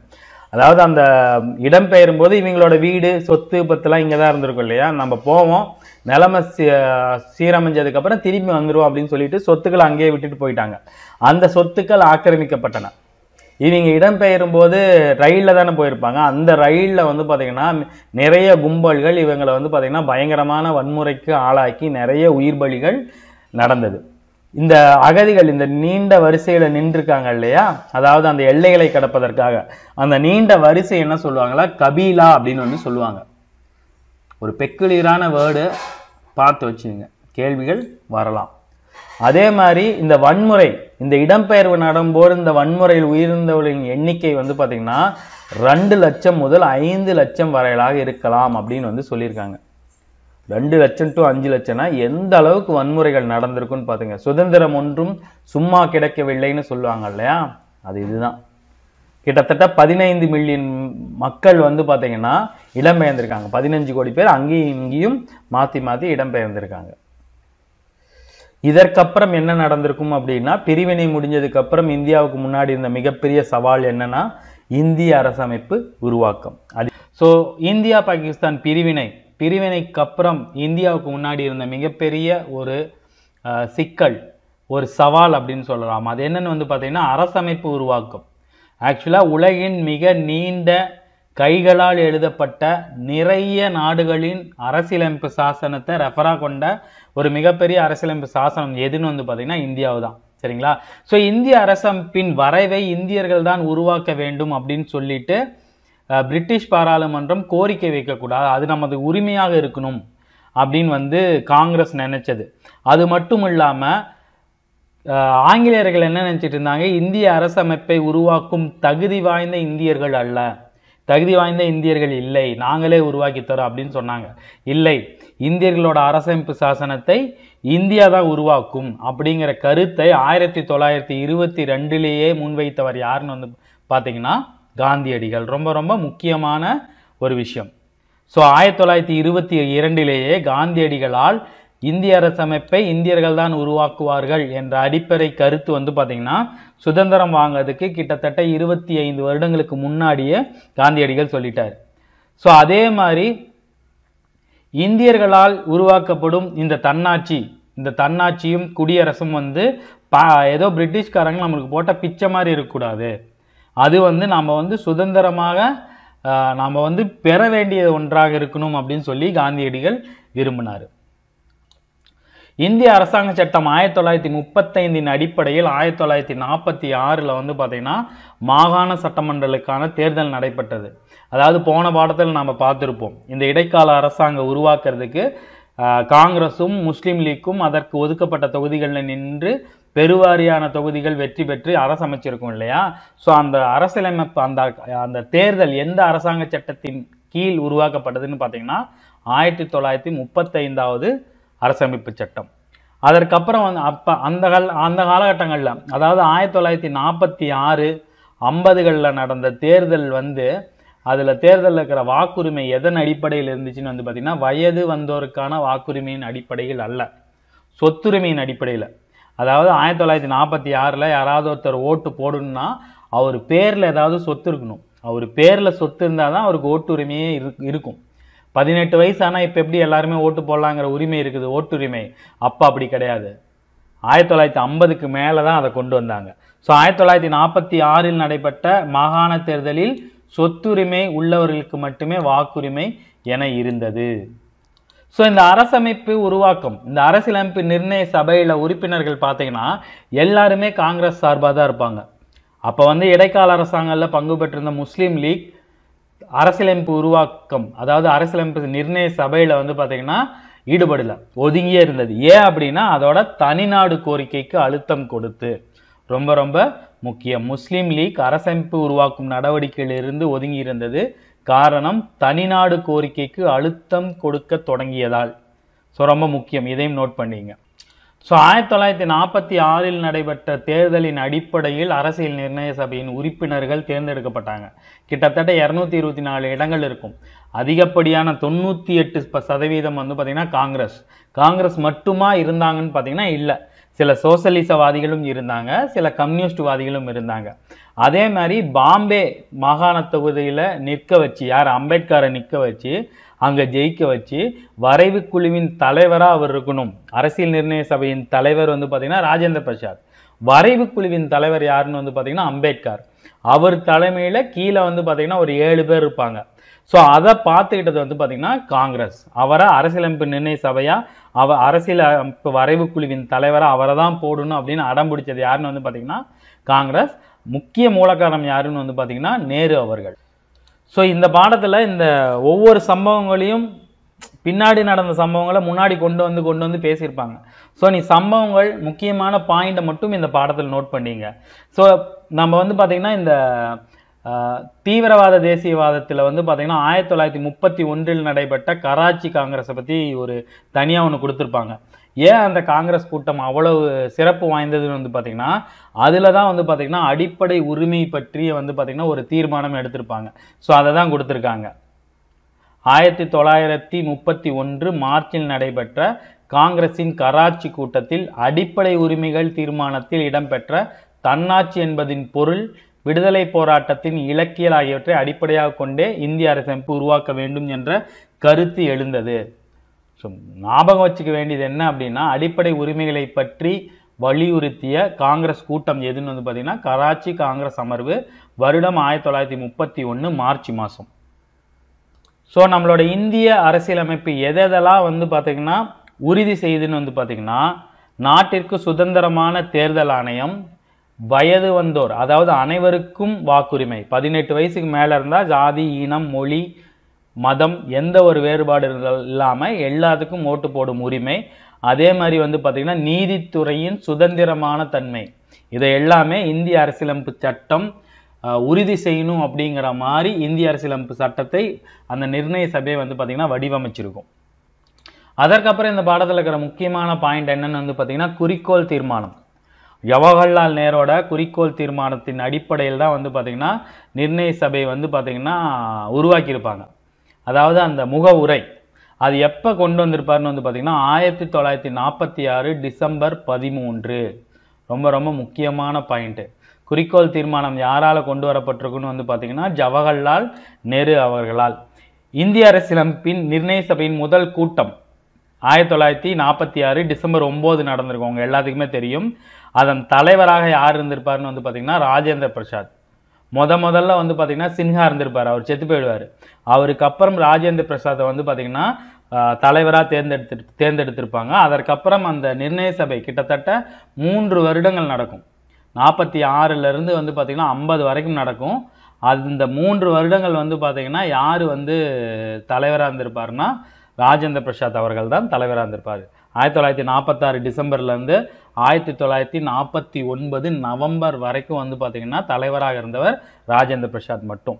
ஸ்டார்டிங்கில் தலைவராக யாரை சொல்லியிருப்பாங்கன்னு வந்து பார்த்தீங்கன்னா ஒரு சின்ஹா அப்படிங்கிறவரை சொல்லியிருப்பார். ஸோ இந்திய அரசியலமைப்பு அந்த 3 வருடங்களுக்கு ஒரு 12 நாளோ 18 நாளோ கம்மி, எனக்கு சரியா தெரியல, 2 வருடங்கள் 11 மாதங்கள் 18 நாட்கள் நினைக்கிறேன். அதுக்கப்புறம் அந்த வரைவெல்லாம் முடிஞ்சு எப்போ ஏற்றுக்கொள்ளப்பட்டதுன்னு வந்து பார்த்தீங்கன்னா 1949 நவம்பர் 26. நடைமுறைக்கு வந்தது வந்து பார்த்தீங்கன்னா ஜனவரி 26, 1950 ஜனவரி 26 குடியரசு தினத்தில். ஏற்றுக்கொள்ளப்பட்டது அப்படின்னு வந்து பார்த்தீங்கன்னா நவம்பர் 26. இதை தான் வந்து பார்த்தீங்கன்னா இன்று வரைக்கும் இந்தியா வந்து பார்த்தீங்கன்னா சட்ட தினமாக கொண்டாடிட்டு இருக்கோம். ஸோ நேருவோட குறிக்கோள் தீர்மானம் டிசம்பர் கொண்டு வந்தார் இல்லையா, அது ஏன் அந்த அளவுக்கு ஒரு பேசு பொருளாக இருக்குன்னு வந்து பார்த்தீங்கன்னா இந்தியாவின் அடிப்படை உரிமைகள் இருக்கு இல்லையா, என்னது 6 உரிமைகள் இருக்கும். பேச்சுரிமை, சொத்துரிமை, சுரண்டலுக்கு எதிரான உரிமை, அடிப்படை உரிமைகள், அதில் எல்லாமே வந்து பார்த்தீங்கன்னா குறிக்கோள் தீர்மானத்தின் 5ஆம் பிரிவிலிருந்து உருவாக்கப்பட்டன. ஸோ அதனால தான் நேருவோட குறிக்கோள் தீர்மானம் அந்த அளவுக்கு வந்து பார்த்தீங்கன்னா ஒரு முக்கியத்துவம் வாய்ந்த ஒரு தீர்மானமாக பார்க்கப்படுது. இன்னொரு முக்கியமான பாயிண்ட் கொடுத்துருப்பாங்க. ஐக்கிய நாடுகள் சபை வந்து பார்த்தீங்கன்னா டிசம்பர் 10வது வருஷம் டிசம்பர் 10ஆம் நாள் வந்து பார்த்தீங்கன்னா அனைத்து உலக மனித உரிமைகள் பேரறிக்கை வந்து பார்த்தீங்கன்னா ரிலீஸ் பண்ணியிருக்கோம். அந்த டிசம்பர் 10 தான் வந்து பார்த்தீங்கன்னா மனித உரிமைகள் தினமாக நம்ம கொண்டாடுறோம், சரிங்களா. ஸோ அதுவும் ரொம்ப முக்கியம். ஐக்கிய நாடுகள் சபை மனித உரிமைகள் பேரறிக்கைகள் எப்போ விட்டுருக்குன்னா 1948 டிசம்பர் 10. அதில் இருந்தும் சில அடிப்படை உரிமைகள் இந்திய அரசியலமைப்புக்காக எடுத்திருப்பாங்க. ஸோ அதை தான் வந்து கொடுத்துருக்காங்க. ஸோ அரசியலமைப்பு உருவாக்கத்துக்கு அப்புறம் இந்தியாவோட கட்டமைப்பில் இன்னொரு மிகப்பெரிய சவாலாக இருந்தது வந்து பார்த்தீங்கன்னா சுதேச அரசுகளின் இணைப்பு. முதல்ல சுதேச அரசுகள்னா என்னன்னு தெரிஞ்சுங்க. இந்தியா சுதந்திரம் பெறும்போது இப்போ ஹைதராபாத் இருக்குன்னா அது ஒரு அரசாங்கம், ஒரு அரசர் கீழே இருந்தது. அந்த மாதிரி கிட்டத்தட்ட 500க்கும் மேற்பட்ட சுதேச அரசுகள் இருந்தது. நாம் சுதந்திரம் வாங்கினதுக்கு அப்புறம் இந்த சுதேச அரசுகள் எல்லாம் இந்தியாவோட ஒன்றியத்தில் இணையணும் அப்படின்னு சொல்லியிருந்தாங்க. யாரெல்லாம் இணையிலையோ அவங்க எல்லாருமே வந்து பார்த்தீங்கன்னா இந்தியாவின் எதிரிகளாக கருதப்படுவர் அப்படின்னு ஒரு விஷயத்தை அனௌன்ஸ் பண்ணார் சர்தார் வல்லபாய் பட்டேல். அதற்கப்புறம் தான் அந்த பிரதேசங்கள் எல்லாமே வந்து பார்த்தீங்கன்னா சுதேச அரசுகள் எல்லாமே இணைக்கப்பட்டது. அதாவது சுதேச அரசுனா இப்போ ஹைதராபாத் இருக்கு இல்லையா, ஹைதராபாத் ஒரு அரசு, அதே மாதிரி மைசூர் ஒரு அரசு, தஞ்சாவூர் ஒரு அரசு. இந்த மாதிரியான மாநிலங்கள் மாவட்டங்களில் வந்து பார்த்தீங்கன்னா அங்கங்கே அரசர்கள் இருந்தாங்க. அவங்க எல்லாத்தையும் ஒழிச்சிட்டு மொத்த சுதேச அரசுகளும் வந்து பார்த்தீங்கன்னா இந்தியாவோட இந்திய மாநிலங்களாக ஒன்றிணைக்கப்பட்டது. அது வந்து பார்த்தீங்கன்னா ஒரு மிகப்பெரிய ஒரு விஷயம். அதை செஞ்சு முடிச்சவர் யாருன்னு வந்து பார்த்தீங்கன்னா சர்தார் வல்லபாய் பட்டேல். அதனால தான் அவர் வந்து பார்த்தீங்கன்னா இந்தியாவின் பிஸ்மார்க் அல்லது இந்தியாவின் இரும்பு மனிதர் அப்படின்னு சொல்லப்படுகிறோம். மொத்தம் 599 சுதேச அரசுகளையும் அடிபணிய வச்சு இந்தியாவோட ஒன்றியத்தில் இணைய வச்சு இந்தியாவை ஒரு தேசமாக கட்டெழுப்பியது வந்து பார்த்தீங்கன்னா இவர் தான், சர்தார் வல்லபாய் பட்டேல். எப்போ நம்மளுக்கு சுதந்திரம் கொடுக்க போகிறாங்கன்னு தெரிஞ்சதோ அதற்கப்புறமே வந்து பார்த்தீங்கன்னா இந்த ஆகஸ்ட் 15க்குள்ளே எல்லா சுதேச அரசுகளையும் வேகமாக இணைக்கும் பணி முடுக்கிவிடப்பட்டது. அதை பக்கத்துல இருந்து பார்த்துக்கிட்டது வந்து பார்த்தீங்கன்னா இவர் தான், சர்தார் வல்லபாய் பட்டேல். கிட்டத்தட்ட 593 சுதேச அரசுகளில் பெரும்பாலும் எல்லாமே வந்து பார்த்தீங்கன்னா இணையணும் அப்படிங்கிற மாதிரி முடிவு பண்ணிட்டாங்க. ஏன் அப்படின்னா எந்தெந்த சுதேச அரசுகள் இந்தியாவோட இணையிலையோ அது எல்லாமே வந்து பார்த்தீங்கன்னா இந்தியாவின் எதிரி நாடுகளாக கருதப்படும் சொன்னதுக்கப்புறம் எல்லாமே வந்து பார்த்தீங்கன்னா அந்த இணைப்புறுதி பத்திரத்தில் கையெழுத்து போட்டு இணைஞ்சுக்கிட்டாங்க. அந்த சுதேச அரசுகளை ஆண்டுகிட்டு இருந்த அரசர்களுக்கு வந்து பார்த்தீங்கன்னா மிகப்பெரிய அளவில் அவங்க இருக்கிற மாதிரி ஓய்வூதியமும் கப்பமும் இந்தியா வந்து கொடுத்துருச்சு. ஸோ பின்னாடி எதுவும் பிரச்சனை வரக்கூடாது அப்படின்னு. ஆனால் 3 மாநிலம் மட்டும் வந்து பார்த்தீங்கன்னா இணைப்புறுதி பத்திரத்தில் கையெழுத்திடலை. அதில் வந்து பார்த்தீங்கன்னா முக்கியமானது வந்து பார்த்தீங்கன்னா காஷ்மீர், ஜுனாகத், ஹைதராபாத். இதை ஒவ்வொன்றையும் வந்து பார்த்தீங்கன்னா ஒவ்வொரு நடவடிக்கையின் மூலம் வந்து பார்த்தீங்கன்னா இந்திய அரசு இந்திய ஒன்றியத்தில் இணைய வச்சிருக்கும். ஸோ காஷ்மீர் வந்து பார்த்தீங்கன்னா காஷ்மீரை இணைய வைக்கிறதுக்கு ஆர்டிகல் 370 எழுதியிருப்பாங்க. 2019 வந்து பார்த்தீங்கன்னா அந்த 370 தூக்கிட்டாங்க. அதற்கப்புறம் ஜுனாகத்து, அதே மாதிரி ஹைதராபாத் நிஜாம், அவரும் ஒரு மிகப்பெரிய வேலையை பார்த்துருப்பார். இது எல்லாமே வந்து பார்த்தீங்கன்னா ஒவ்வொரு நடவடிக்கையின் மூலம் இணைச்சாங்க. அதற்கப்புறம் மற்ற சுதேச அரசுகள்லாம் ஈஸியாக வந்து பார்த்தீங்கன்னா கையெழுத்து போட்டுருச்சு. நான் முன்னாடியே சொன்ன மாதிரி அந்த இந்திய ஒன்றியத்தின் எதிரியாக கருதப்படும் அப்படிங்கிற அறிவிப்பு. ஸோ சுதேச அரசாங்கம் இணைக்கும் போது நிறைய போராட்டங்கள் நடந்தது. அதில் காஷ்மீர், ஜுனாகத்து, ஹைதராபாத் 3ம் தனித்தனியான ஒரு மிகப்பெரிய விஷயங்கள். அது இல்லாமல் முக்கியமாக பார்க்கப்பட்ட போராட்டங்கள் வந்து பார்த்தீங்கன்னா 3 போராட்டங்கள். அதை மட்டும் ஞாபகம் வச்சுங்க. திருவாங்கூர் மாநிலத்தின் பொறுப்பரசாங்கம் வேண்டி அந்த மாநிலத்தின் திவானாகிய சிபி ராமசாமி எதிர்த்து நடத்தப்பட்ட புன்னப்புரா வயலூர் ஆயுத போராட்டம். ஸோ இந்த திருவாங்கூர் மாவட்டத்தில் இருந்து இந்தியாவோட இணையணும் அப்படின்னு சொல்லிட்டு நிறைய பேர் ஆயுதம் ஏந்தி போராடினாங்க. அது ஒரு மிகப்பெரிய ஒரு போராட்டம். அதற்கப்புறம் வந்து பார்த்தீங்கன்னா பிரஜா மண்டல் மற்றும் ஒடிசாவில் நடந்த பழங்குடியினர் கிளர்ச்சிகள். நீலகிரி, தெங்கானல், தல்சார் இந்த மாதிரியான இடத்துல இருந்த பழங்குடியினர் இந்தியாவோட இணையணும்னு சொல்லிட்டு ஒரு மிகப்பெரிய எதிர்ப்பு போராட்டத்தை பண்ணாங்க. ஸோ அதுவும் வந்து பார்த்தீங்கன்னா முக்கியமான சுதேச எதிர்ப்பு போராட்டம். அதற்கப்புறம் மைசூர் மகாராஜா பேலஸ் இருக்கு இல்லையா, அவரும் இந்தியாவோட இணைய மாட்டேன்னு சொன்னார். ஸோ தேசிய காங்கிரஸும் ஆயுதமேந்திய போராட்டங்களும் நடைபெற்று தான் மைசூர் மகாராஜாவை பணிய வச்சு இந்தியாவின் ஒன்றியத்தோட இணைய வச்சாங்க. ஸோ இது 3ம் வந்து பார்த்தீங்கன்னா முக்கியமான போராட்டங்கள். 1947க்கு அப்புறம் பார்த்தீங்கன்னா 3 மாநிலங்கள் இணைஞ்சிருக்கும். அதுதான் வந்து பார்த்தீங்கன்னா காஷ்மீர், ஜுனாகத், ஹைதராபாத். நிறைய டிஎன்பிஎஸ்சி கேள்விகளில் இதை கேட்டிருக்காங்க. இதை பற்றி ஒவ்வொன்றா நாம் பார்ப்போம். இந்த சுதேச இணைப்பில் மிகப்பெரிய அளவில் பேசப்படுது ஹைதராபாத், ஜுனாகத், காஷ்மீர்னு சொல்லியிருந்தேன். இது காரணம் என்னன்னு வந்து பார்த்தீங்கன்னா நிஜாம் என்ன பண்ணியிருப்பார் அப்படின்னா, சுதந்திரம் பெற்றதுக்கு அப்புறம் நாங்கள் இந்தியாவோடு இணைய மாட்டோம், எங்களோடது சுதந்திர அரசு அப்படின்னு அறிவிச்சிருப்பார். அதை வந்து பார்த்தீங்கன்னா சர்தார் வல்லபாய் பட்டேலும் இந்திய அரசும் ஒரு மிகப்பெரிய ஒரு படையை கொண்டு போய் ஒரு போர் புரிகிற மாதிரி மிரட்டி பண்ணி வச்சிருப்பாங்க. அதே மாதிரி ஜுனாகத்தோட அரசர் என்ன பண்ணுவார் அப்படின்னா, மக்கள்லாம் இந்தியாவோட இணையணும் அப்படின்னு விருப்பம் தெரிவிச்சிருப்பாங்க. ஆனால் இவர் இந்தியாவோட இணைய மாட்டேன், நான் போய் பாகிஸ்தானோட இணையிறேன் அப்படிங்கிற மாதிரி ஒரு அறைகோள் விடுத்திருப்பார். அங்கேயும் ஒரு மிகப்பெரிய ஒரு இராணுவ நடவடிக்கை எடுத்து தான் வந்து பார்த்தீங்கன்னா இந்த ஜுனாகத் இணைக்கப்பட்டிருக்கும். அதே மாதிரி இந்த காஷ்மீரோட இந்து ராஜாவாக இருக்க இல்லையா, மகாராஜா ஹரிசிங், அவர் என்ன பண்ணுவார், காஷ்மீர் சுதந்திர அரசாக தான் இருக்கும் அப்படின்னு சொல்லியிருப்பார். அந்த நாட்டு அதாவது காஷ்மீரில் இருக்கிற மக்கள் காஷ்மீரை அரசாக நீங்கள் அங்கீகரிக்கலன்னா காஷ்மீரை விட்டு வெளியேறுங்கள் அப்படிங்கிற மாதிரி ஒரு பெரிய அனௌன்ஸ்மெண்ட்டும் சொல்லியிருப்பார். ஸோ ஃபஸ்ட்டு ஹைதராபாத் நிஜாம் சுதந்திர அரசு அனௌன்ஸ் பண்ணது ஒரு மிகப்பெரிய தவறு. அதுக்கப்புறம் ஜுனாகத்தோட அரசர் மக்களின் விருப்பங்களுக்கு எதிராக இந்தியாவில் இணையாமல் பாகிஸ்தானில் இணையணும்னு சொன்னது. அதுக்கப்புறம் காஷ்மீரும் ஒரு சுதந்திர அரசுன்னு காஷ்மீரோட அரசரான ஹரிசிங் அப்படிங்கிறவர் கொடுத்த ஒரு ஸ்டேட்மெண்ட். இது எல்லாமே வந்து பார்த்தீங்கன்னா பிரச்சனையெல்லாம் முடிஞ்சு இந்தியாவோடு இணைக்கப்பட்டிருக்கும். ஸோ ஹைதராபாத் நிஜாம் வந்து விடுதலை பிரகடனம் சொன்னோன்னே 48 மணி நேரத்தில் சர்தார் வல்லபாய் பட்டேலும் காவல்துறைகளும் என்ன பண்ணுவாங்கன்னா ஒரு மிகப்பெரிய ஒரு படையை கொண்டு போய் வச்சு இராணுவ நடவடிக்கையின் மூலம் ஹைதராபாத் இந்தியாவுடன் இணைக்கப்பட்டிருக்கும்.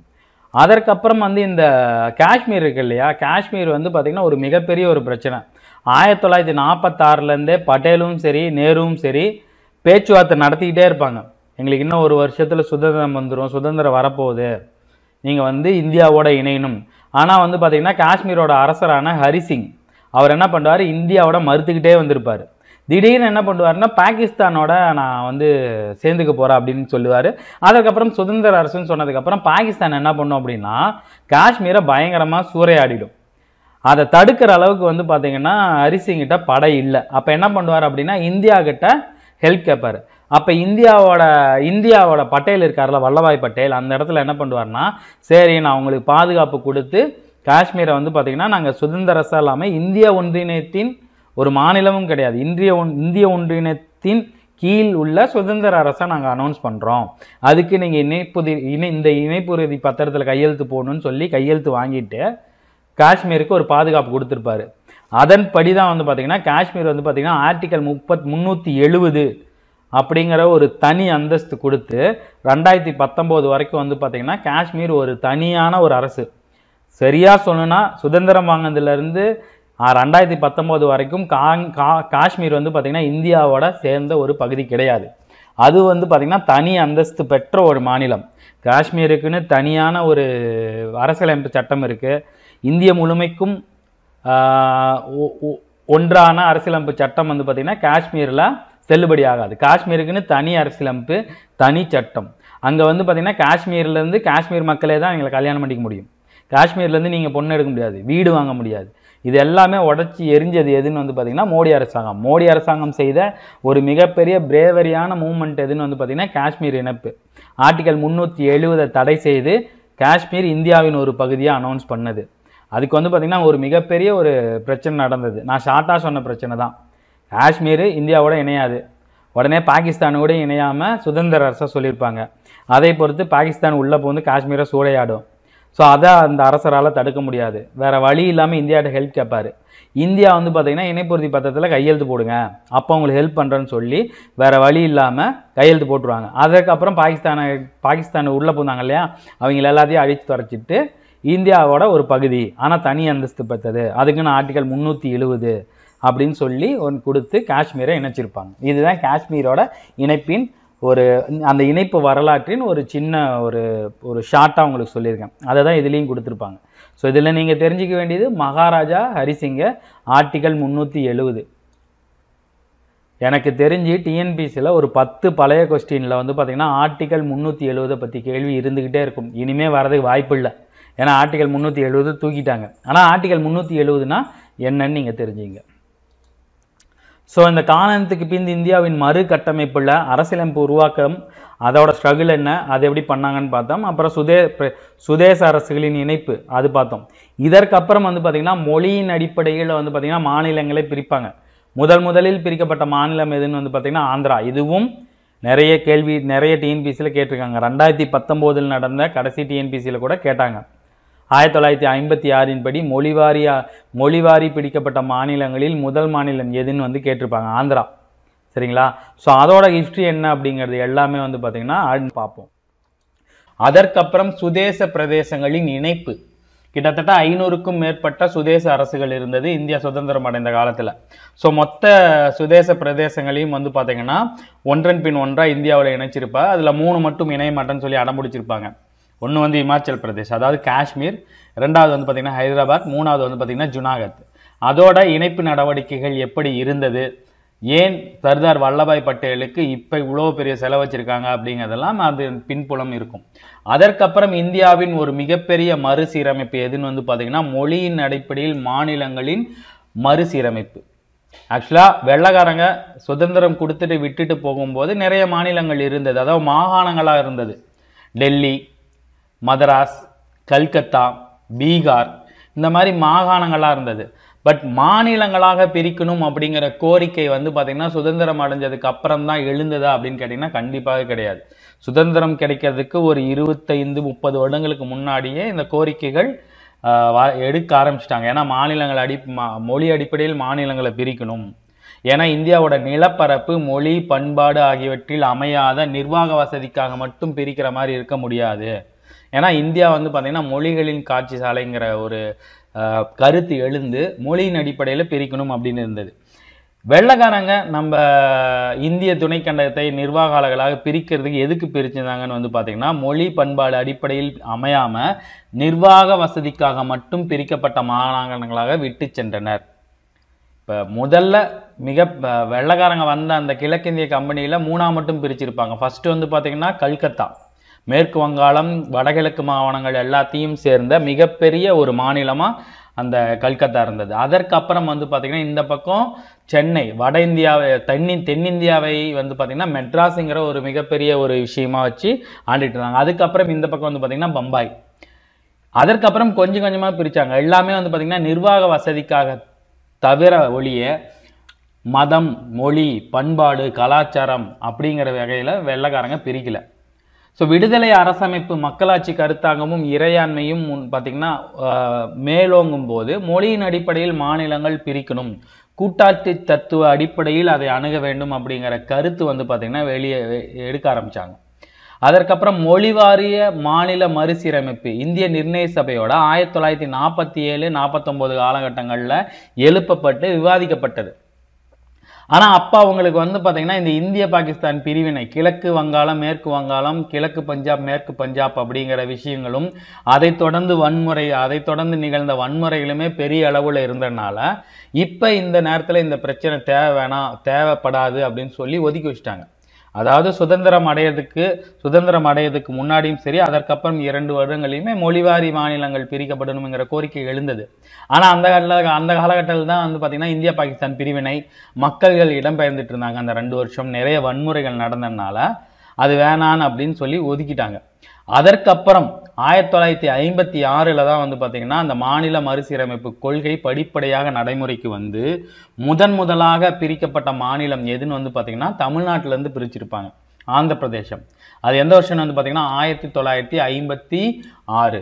நிறைய டிஎன்பிசி தேர்வுகள்ல கேட்கப்பட்ட கேள்வி, மாநில மறுசீரமைப்பின் படி முதலாக இந்தியாவில் பிரிக்கப்பட்ட மாநிலம் எது அப்படின்னு கேட்டாங்கன்னா ஆந்திர பிரதேசம் தான். எந்த மாநிலத்திலிருந்து பிரிச்சாங்கன்னு வந்து பாத்தீங்கன்னா மதராஸ். அதாவது இப்ப நம்ம தமிழ்நாடு இருக்கு இல்லையா, அந்த தமிழ்நாடோட பழைய பேர் மதராஸ். இந்த மதராஸோட மாநிலத்திலிருந்து பிரிச்சதுதான் வந்து பாத்தீங்கன்னா ஆந்திர பிரதேசம். அதை தொடர்ந்து 66ல பஞ்சாப் வந்து பாத்தீங்கன்னா ஒரு மிகப்பெரிய மாநிலமா இருந்துச்சு. பஞ்சாப்னு வச்சுங்களேன், மேற்கு பஞ்சாப் கிழக்கு பஞ்சாப் இல்லாம பஞ்சாப், ஹரியானா, இமாச்சல் பிரதேஷ் 3ம் சேர்ந்து பஞ்சாப்னு தான் கூப்பிட்டுட்டு இருந்தாங்க. ஸோ 10 வருடம் கழித்து அது வந்து பாத்தீங்கன்னா ஒரு மிகப்பெரிய பிரிவினை. பஞ்சாப்ல இருந்து பஞ்சாபி பேசும் மாநிலங்களை பிரிச்சாங்க. பஞ்சாபி பேசும் மாநிலங்களான பஞ்சாப்ல இருந்து இன்னொரு மாநிலம் வந்து பாத்தீங்கன்னா ஹரியானா. அதே மாதிரி பஞ்சாப்ல இருந்து பிரிக்கப்பட்ட இன்னொரு மாநிலம் எதுன்னு வந்து பாத்தீங்கன்னா இமாச்சல் பிரதேஷ். இது மூணா பிரிச்சாங்க. இது எந்த வருஷம் வந்து பாத்தீங்கன்னா 1966.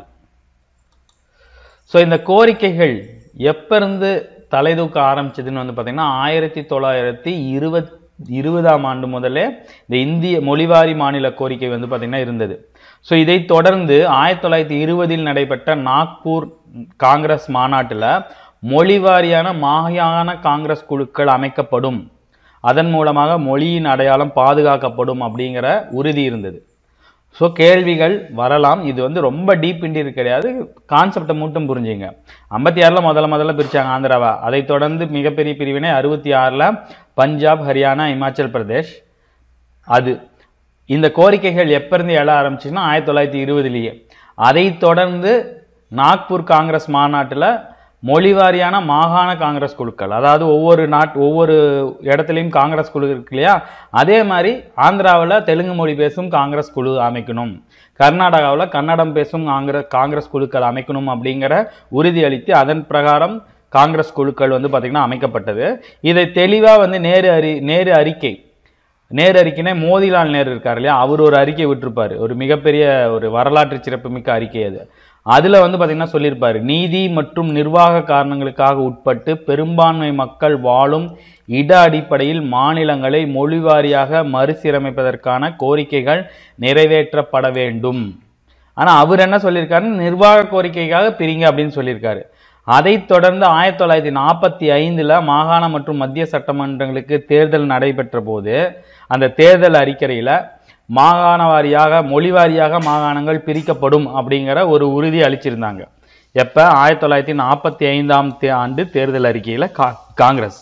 ஸோ அந்த தேர்தல் அறிக்கையில காங்கிரஸ் என்ன சொல்லியிருந்துச்சு அப்படின்னா, நிர்வாக அறிக்கை மட்டும் அல்லாத வாழ்வு, கலாச்சாரம் போன்றவற்றை மேம்படுத்தவும் மொழியை பாதுகாக்கவும் மொழிவாரி மாகாணங்கள் மறுசீரமைப்புக்காக வலியுறுத்தப்படும் அப்படின்னு வந்து சொல்லியிருந்தாங்க. அதை தொடர்ந்து 1946 ஒரு மாசத்துக்கு பின்னாடி பட்டாபி சீத்தமராயா அப்படிங்கிறவர் ஆந்திர மாகாணத்தின் கோரிக்கை வந்து பாத்தீங்கன்னா அரசியல் நிர்ணய சபை முன்னாடி வைக்கிறாரு. 45ல் எலெக்ஷன் வந்துச்சு, 46ல் வந்து பார்த்தீங்கன்னா இடைக்கால அரசாங்கம், அதைத் தொடர்ந்து அரசியல் நிர்ணய சபை. அரசியல் நிர்ணய சபையில் காந்தியோட ஆதரவாளரான பட்டாபி சீத்தமராயா, ஆந்திராக்காரர் தான், அவர் என்ன பண்ணுறாரு, ஆந்திராவோட கோரிக்கையை வந்து நீங்கள் நிறைவேற்றணும், இந்த நிர்ணய சபையிலேயே அதை முடிவு பண்ணுங்கிற கோரிக்கையை வந்து பார்த்தீங்கன்னா முன்வைக்கிறாரு. ஆனால் இதை வந்து பார்த்தீங்கன்னா முழு பிரச்சனையாகவும் முக்கிய பிரச்சனையாகவும் நீங்கள் எடுத்துக்கிட்டு இதுக்கு ஒரு தீர்வு காணணும்னு சொன்னார். யார்? பட்டாபி சீத்தமராயா. அதற்கப்புறம் அவரே வந்து பார்த்தீங்கன்னா டிசம்பர் மாதம் 8ஆம் தேதி, அதே வருடம் டிசம்பர் 8வது வந்து பார்த்தீங்கன்னா ஒரு மாநாட்டுக்கு தலைமை தாங்குறாரு. அப்பையும் வந்து பார்த்தீங்கன்னா இந்த மொழிவாரி மாநில மறுசீரமைப்பை வந்து பார்த்தீங்கன்னா காங்கிரஸும் அரசியல் நிர்ணய சபையும் கருத்தில் எடுத்துக்கணும் வலியுறுத்துறாரு. ஸோ அதைத் தொடர்ந்து இடைக்கால இந்திய அரசாங்கம் ஒரு விஷயம் சொல்லுது, என்னன்னா சிந்து, ஒரிசா அதெல்லாம் வந்து பார்த்தீங்கன்னா தனித்தனியாக பிரிச்சிருப்பாங்க. அதே மாதிரி வந்து பார்த்தீங்கன்னா ஆந்திராவின் கோரிக்கையும் ஏற்றுக்கொள்ளப்படும். அது வந்து பார்த்தீங்கன்னா 1935 இயற்றப்பட்ட இந்திய கவுன்சில் சட்டத்திலேயே இடம்பெற்றிருக்குங்கிற மாதிரி சொல்லியிருப்பாங்க. அதற்கப்புறம் வந்து பார்த்தீங்கன்னா அந்த இப்போ இருக்க சுச்சுவேஷனில் ஆந்திராவை தனி அழகா இப்போதைக்கு நம்ம கருத முடியாது அப்படின்னு வந்து சொல்லியிருப்பாங்க. யார்? 1946ல் அரசியல் நிர்ணய சபையின் தலைவராக ஏற்றுக்கொள்ளப்பட்ட ராஜேந்திர பிரசாத்.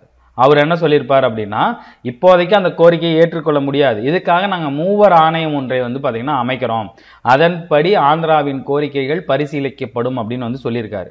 இதை வந்து பார்த்தீங்கன்னா டேட்டு கொடுத்துருக்காங்க. ரொம்ப குழப்பிக்க வேணாம். முதல்ல பிரிக்கணும்னு சொன்னவர் பட்டாபி சீத்தமராயா 46ல். அதே வருஷம் வந்து பார்த்தீங்கன்னா காங்கிரஸோட கூட்டத்துக்கு ஒவ்வொரு வருஷமும் ஒரு தலைவர் தேர்ந்தெடுப்பாங்க இல்லையா, அந்த தலைவராக இருக்கும்போது அப்பயும் அதை சொல்கிறாரு. அதற்கப்புறம் ஒரு 2 வருடங்கள் சுதந்திரம் அடைஞ்சதுக்கு அப்புறம் ராஜேந்திர பிரசாத் தான் நம்மளோட முதல் குடியரசுத் தலைவர் இல்லையா, அவர் என்ன சொல்கிறாருன்னா, இந்த மாதிரி வந்து மூவர் ஆணையம் வச்சு ஆந்திராவோட கோரிக்கையை பரிசீலிக்கலாம், அதே மாதிரி ஆந்திராவையும் பிரிக்கலாம், கேரளா, கர்நாடகா, மகாராஷ்டிரம் அதை பிரிக்கலாமா, ஏன்னா மகாராஷ்டிரா அப்படின்னா மராட்டி பேசுகிற மக்கள், ஹிந்தியிலேருந்து மராட்டி பேசுகிற மக்கள், கேரளா அப்படின்னா மலையாளம் பேசுகிற மக்கள், அவங்களோட கோரிக்கைகளும் எப்படி இருக்குன்னு பார்க்கலாம் அப்படின்னு சொல்லி ஒரு மூவர் ஆணையத்தை முதல் அமைச்சர் வந்து பார்த்தீங்கன்னா ராஜேந்திர பிரசாத். வருஷம் 1948. ஸோ அந்த மூவர் ஆணையம் வந்து பார்த்தீங்கன்னா டிசம்பர் 10ஆம் தேதி ஒரு அறிக்கையை வந்து சமர்ப்பிக்கிறாங்க. இந்த 4 மாநிலங்களுக்கும் தனியாக வந்து பார்த்தீங்கன்னா நீங்கள் மாநிலமாக பிரிக்கிறது வந்து பார்த்தீங்கன்னா இந்திய இறையாண்மைக்கு கொஞ்சம் எதிராக இருக்குது அப்படிங்கிற மாதிரி அந்த ஆணையம் கருத்தை தெரிவிக்கிறது. ஸோ பட்டாபி சீத்தமராயா இதை மறுபடியும் அப்படியே விடல. என்ன பண்ணுறாருன்னா ஜெய்ப்பூர் மாநாட்டுக்கு அவர் தலைமை தாங்குறாரு காங்கிரஸோட தலைவராக. அப்பையும் வந்து பார்த்தீங்கன்னா இந்த கோரிக்கையை வைக்கிறாரு, ஆந்திரா, கேரளம், கர்நாடகம், மகாராஷ்டிரா வந்து பார்த்தீங்கன்னா பிரிக்கணும் அப்படிங்கிறது. ஸோ அதற்காக அவரை சமாதானப்படுத்துறதுக்காக மறுபடியும் ஒரு மூவர் ஆணையத்தை அமைக்கிறாங்க. அதுதான் வந்து பார்த்தீங்கன்னா புகழ்பெற்ற ஜேவிபி கமிட்டி. ஜேனா ஜவஹர்லால் நேரு, வீணா வல்லபாய் பட்டேல், பீனா வந்து பார்த்தீங்கன்னா பட்டாபி சீத்தமராயா 3 பேரும் சேர்ந்து அமைக்கப்பட்டது தான் ஜேவிபி கமிட்டி. இதுவும் வந்து பார்த்தீங்கன்னா பழைய டிஎன்பிசியில் கேட்கப்பட்ட கேள்விதான். ஜேவிபி கமிட்டியின் உறுப்பினர்கள் அல்லாதோர் யார் அப்படின்னு சொல்லிட்டு 4ஆவதாக ஒருத்தரை யாராவது ஆப்ஷனில் வைப்பாங்க, சரிங்களா, அதை பார்த்துங்க. ஸோ அந்த குழு வந்து பார்த்தீங்கன்னா 49 ஏப்ரல் 1 வந்து பார்த்தீங்கன்னா தன்னோட அறிக்கையை வந்து சமர்ப்பிக்குது. அந்த குழுவில் இருந்தவர் யார்? ஜவஹர்லால் நேரு, வல்லபாய் பட்டேல் இல்லையா, அவங்க இவரோட பெரிய ஆள். அவங்க வந்து பார்த்திங்கன்னா ஒரு முடிவுக்கு வராங்க, என்ன அப்படின்னா இந்த மாதிரி வந்து நம்ம மொழிவாரியமாக மாகாணங்களை பிரிக்கிறது வந்து பார்த்திங்கன்னா பிராந்தியவாதத்தை வலியுறுத்துகின்றன. பிராந்தியவாதம் அப்படின்னா இப்போ எப்படி தமிழ் தேசியம் நம்ம பேசுகிறோம், திராவிடம் எங்களுக்கு வேணாம், கேரளாவோட இது வேணாம், கர்நாடகாவோட இது வேணாம், நாங்கள் தமிழர்கள் அப்படிங்கிற மாதிரி பிராந்தியவாதத்தை இது வந்து பார்த்திங்கன்னா வலியுறுத்தும். இது வந்து பார்த்திங்கன்னா ஒரு அச்சுறுத்தலாக அமையும்.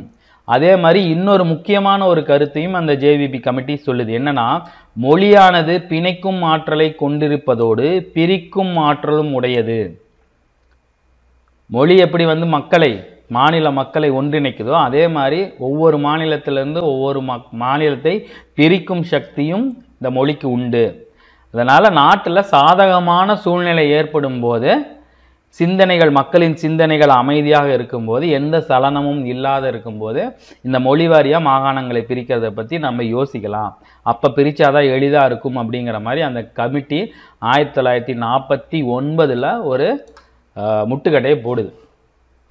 இதைத் தொடர்ந்து இந்தியாவின் முதல் பொது தேர்தல் சுதந்திரத்துக்கு அப்புறம் 1950 நடக்குது, சரிங்களா. அந்த தேர்தல் முடிஞ்சதுக்கு அப்புறம் மாநிலங்களை மொழிவாரியாக பிரிக்கணும் அப்படிங்கிற கருத்து மறுபடியும் மேலோங்குது, மிகப்பெரிய அளவில் மேலோங்குது. ஸோ ஆந்திராவை வந்து பார்த்திங்கன்னா தனியாக பிரிக்கணும் அப்படின்னு சொல்லிட்டு 1952 அக்டோபர் 19. ரொம்ப முக்கியம், இந்த டேட்டை ஞாபகம் வச்சுங்க. 1952 அக்டோபர் 19 இருந்து டிசம்பர் 15 வரைக்கும் கிட்டத்தட்ட ஒரு 26-27 நாட்கள் வந்து பாத்தீங்கன்னா பொட்டி ஸ்ரீராமலு அப்படிங்கிற ஒரு வந்து என்ன பண்றாரு அப்படின்னா ஒரு உண்ணாவிரதத்தை மேற்கொள்றாரு. தமிழ்நாட்டில இருந்து ஆந்திராவை தனியா பிரிங்க, அதாவது மதராஸ் மாநிலத்திலிருந்து ஆந்திராவை நீங்க தனியாக பிரிக்கணும் அப்படின்னு வலியுறுத்தி ஒரு உண்ணாவிரதத்தை மேற்கொண்டு செத்து போயிடுறாரு. கிட்டத்தட்ட ஒரு 26-27 நாட்கள். ஸோ இவரோட பேர் வந்து பார்த்தீங்கன்னா ஆந்திர வரலாற்றில் ஒரு மிகப்பெரிய பேர். ஏன்னா ஆந்திராங்கிற ஒரு மாநிலம் உருவாக தன் உயிரையும் நீத்த ஒரு தியாகி இவர். ஸோ இவர் இப்படி செத்ததுக்கு அப்புறம் இந்திய அரசாங்கம் என்ன பண்ணுது, ஓகே இந்த பிரச்சனை தீவிரம் அடையிறதுக்கு முன்னாடி ஒரு ஆணையத்தை நாம் அமைப்போம் அப்படின்னு சொல்லிட்டு ஒரு ஆணையத்தை அமைக்கிறாங்க. அதுதான் வந்து பார்த்தீங்கன்னா பசல் அலி கமிட்டி. அதன் தலைவர் வந்து பார்த்தீங்கன்னா பசல் அலி. அப்புறம் உறுப்பினர்கள் வந்து பார்த்தீங்கன்னா KM பணிக்கர் மற்றும் HN குன்ஸ்ரு. ஸோ ரொம்ப முக்கியமான பசல் அலி ஆணையம் அப்படின்னு சொல்லுவாங்க.